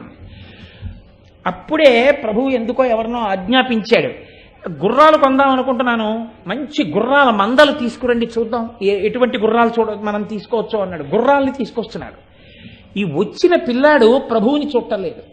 ఆయన ఆ వస్తున్న గుర్రాల వంక చూస్తూ వస్తున్నాడు. ఇప్పుడు ప్రభువు సభలో ఉన్నవాళ్ళు గుర్రాల వంక చూడాలి, వస్తున్నవాడు గుర్రాల వంక చూస్తూ వస్తున్నాడు. వీళ్ళందరూ పిల్లాడి వంక చూస్తున్నారు. ఎలా చూస్తున్నారట అంటే, మొగ్గగా ఉండి సరోవరంలో ఉండేటటువంటి తామర మొగ్గలు సూర్యకిరణాల కోసం ఎదురు చూసి బాలసూర్యుడి కిరణం తగలగానే ఇలా విచ్చుకున్నట్టు ఆ వస్తున్నటువంటి నకులుణ్ణి ఇలా ఒకసారి చూడగానే, మామూలుగా చూడటం అంటే ఇలా చూస్తూ ఉంటాం కదండి, మామూలుగా ఇలా చూస్తూ ఉంటాం. ఇలా చూస్తున్న వాళ్ళు అలా నకులుడి వంక వస్తున్నవాడిని చూశారు, గుర్రాలు చూస్తూ ఇలా చూశారు అంతే. అనయ్యే ఇలా ఉన్న పద్మపు మొగ్గ ఇలా అయినట్టు బాలసూర్యుణ్ణి చూసినటువంటి పద్మాలు ఎలా విచ్చుకుంటాయో నకులుణ్ణి చూసిన సభలోన వాళ్ళందరి కళ్ళు ఇలా విచ్చుకున్నాయి. ఇలా చూస్తున్నారు. అబ్బా ఏమి అందం అంటున్నారు. ఎలా ఉన్నాడు ఆయన? గుర్రాల్ని మేపుకునేటటువంటి వాడి రూపంలో ఉన్నాడు. అయితే అందం దాగిందా? ఇందుకు కాదు మట్టిపూసు బయలుదేరాడు అరణ్యవాసానికి. అందరి మనసులు అలాగే లగ్నం అయిపోయి అందరు అలా చూస్తున్నారు. చూస్తుంటే ఇప్పుడు ఈ పిల్లాడొక్కడు ఎవరిని చూస్తున్నాడు? రాజుని చూడటం లేదు, చూస్తున్న వాళ్ళని చూడటం లేదు. అలా అందరూ తన వంక చూడడం చూస్తే ఏమో సిగ్గుపడేవాడేమో, లేకపోతే ఇదేంటి ఇలా చూస్తున్నారు, ఎక్కడికి వెళ్ళినా నా అందమే నాకు ఇబ్బంది వచ్చింది అనుకునేవాడేమో. ఆయన గుర్రాల వంక చూస్తున్నాడు. ఇప్పుడు విరాట్ రాజు గారు ఏమనాలి? ఇదేమిటి మనమందరం అతని వంక చూస్తుంటే పిల్లాడేమిటి గుర్రాల వంక అలా చూస్తున్నాడు? ఆ చూపుల్లో గుర్రాల్ని చూడగానే గుర్రాల యొక్క నైపుణ్యాన్ని, గుర్రాల జాతుల్ని కనిపెట్టగలిగిన వాళ్ళే ఉన్నాడే. ఆ పిల్లాడికి గుర్రాల గురించి బాగా తెలిసేంటి అలా చూస్తున్నాడు అంటావా అనవా? అలా ఇప్పుడు విరాట్ రాజు ప్రయత్నం అవసరం లేకుండా నకులుడి సౌందర్యం, నకులుడు గుర్రాల వంక చూడడం ఆయనకి కావలసిన పదవి వేపుగా ఇన్ని తీసుకెళ్ళిపోయి, ఇప్పుడు మాట్లాడవలసిన అవసరం లేకుండా తన అందం, తన చూపులు ఈ రెండే నకులుడికి ఉద్యోగం ఇచ్చేసాయి. ఎలా ఇచ్చేసాయి అంటే, ఆ నకులుడు వెళ్ళి ప్రభువు దగ్గర నిలబడి చెప్తున్నాడు.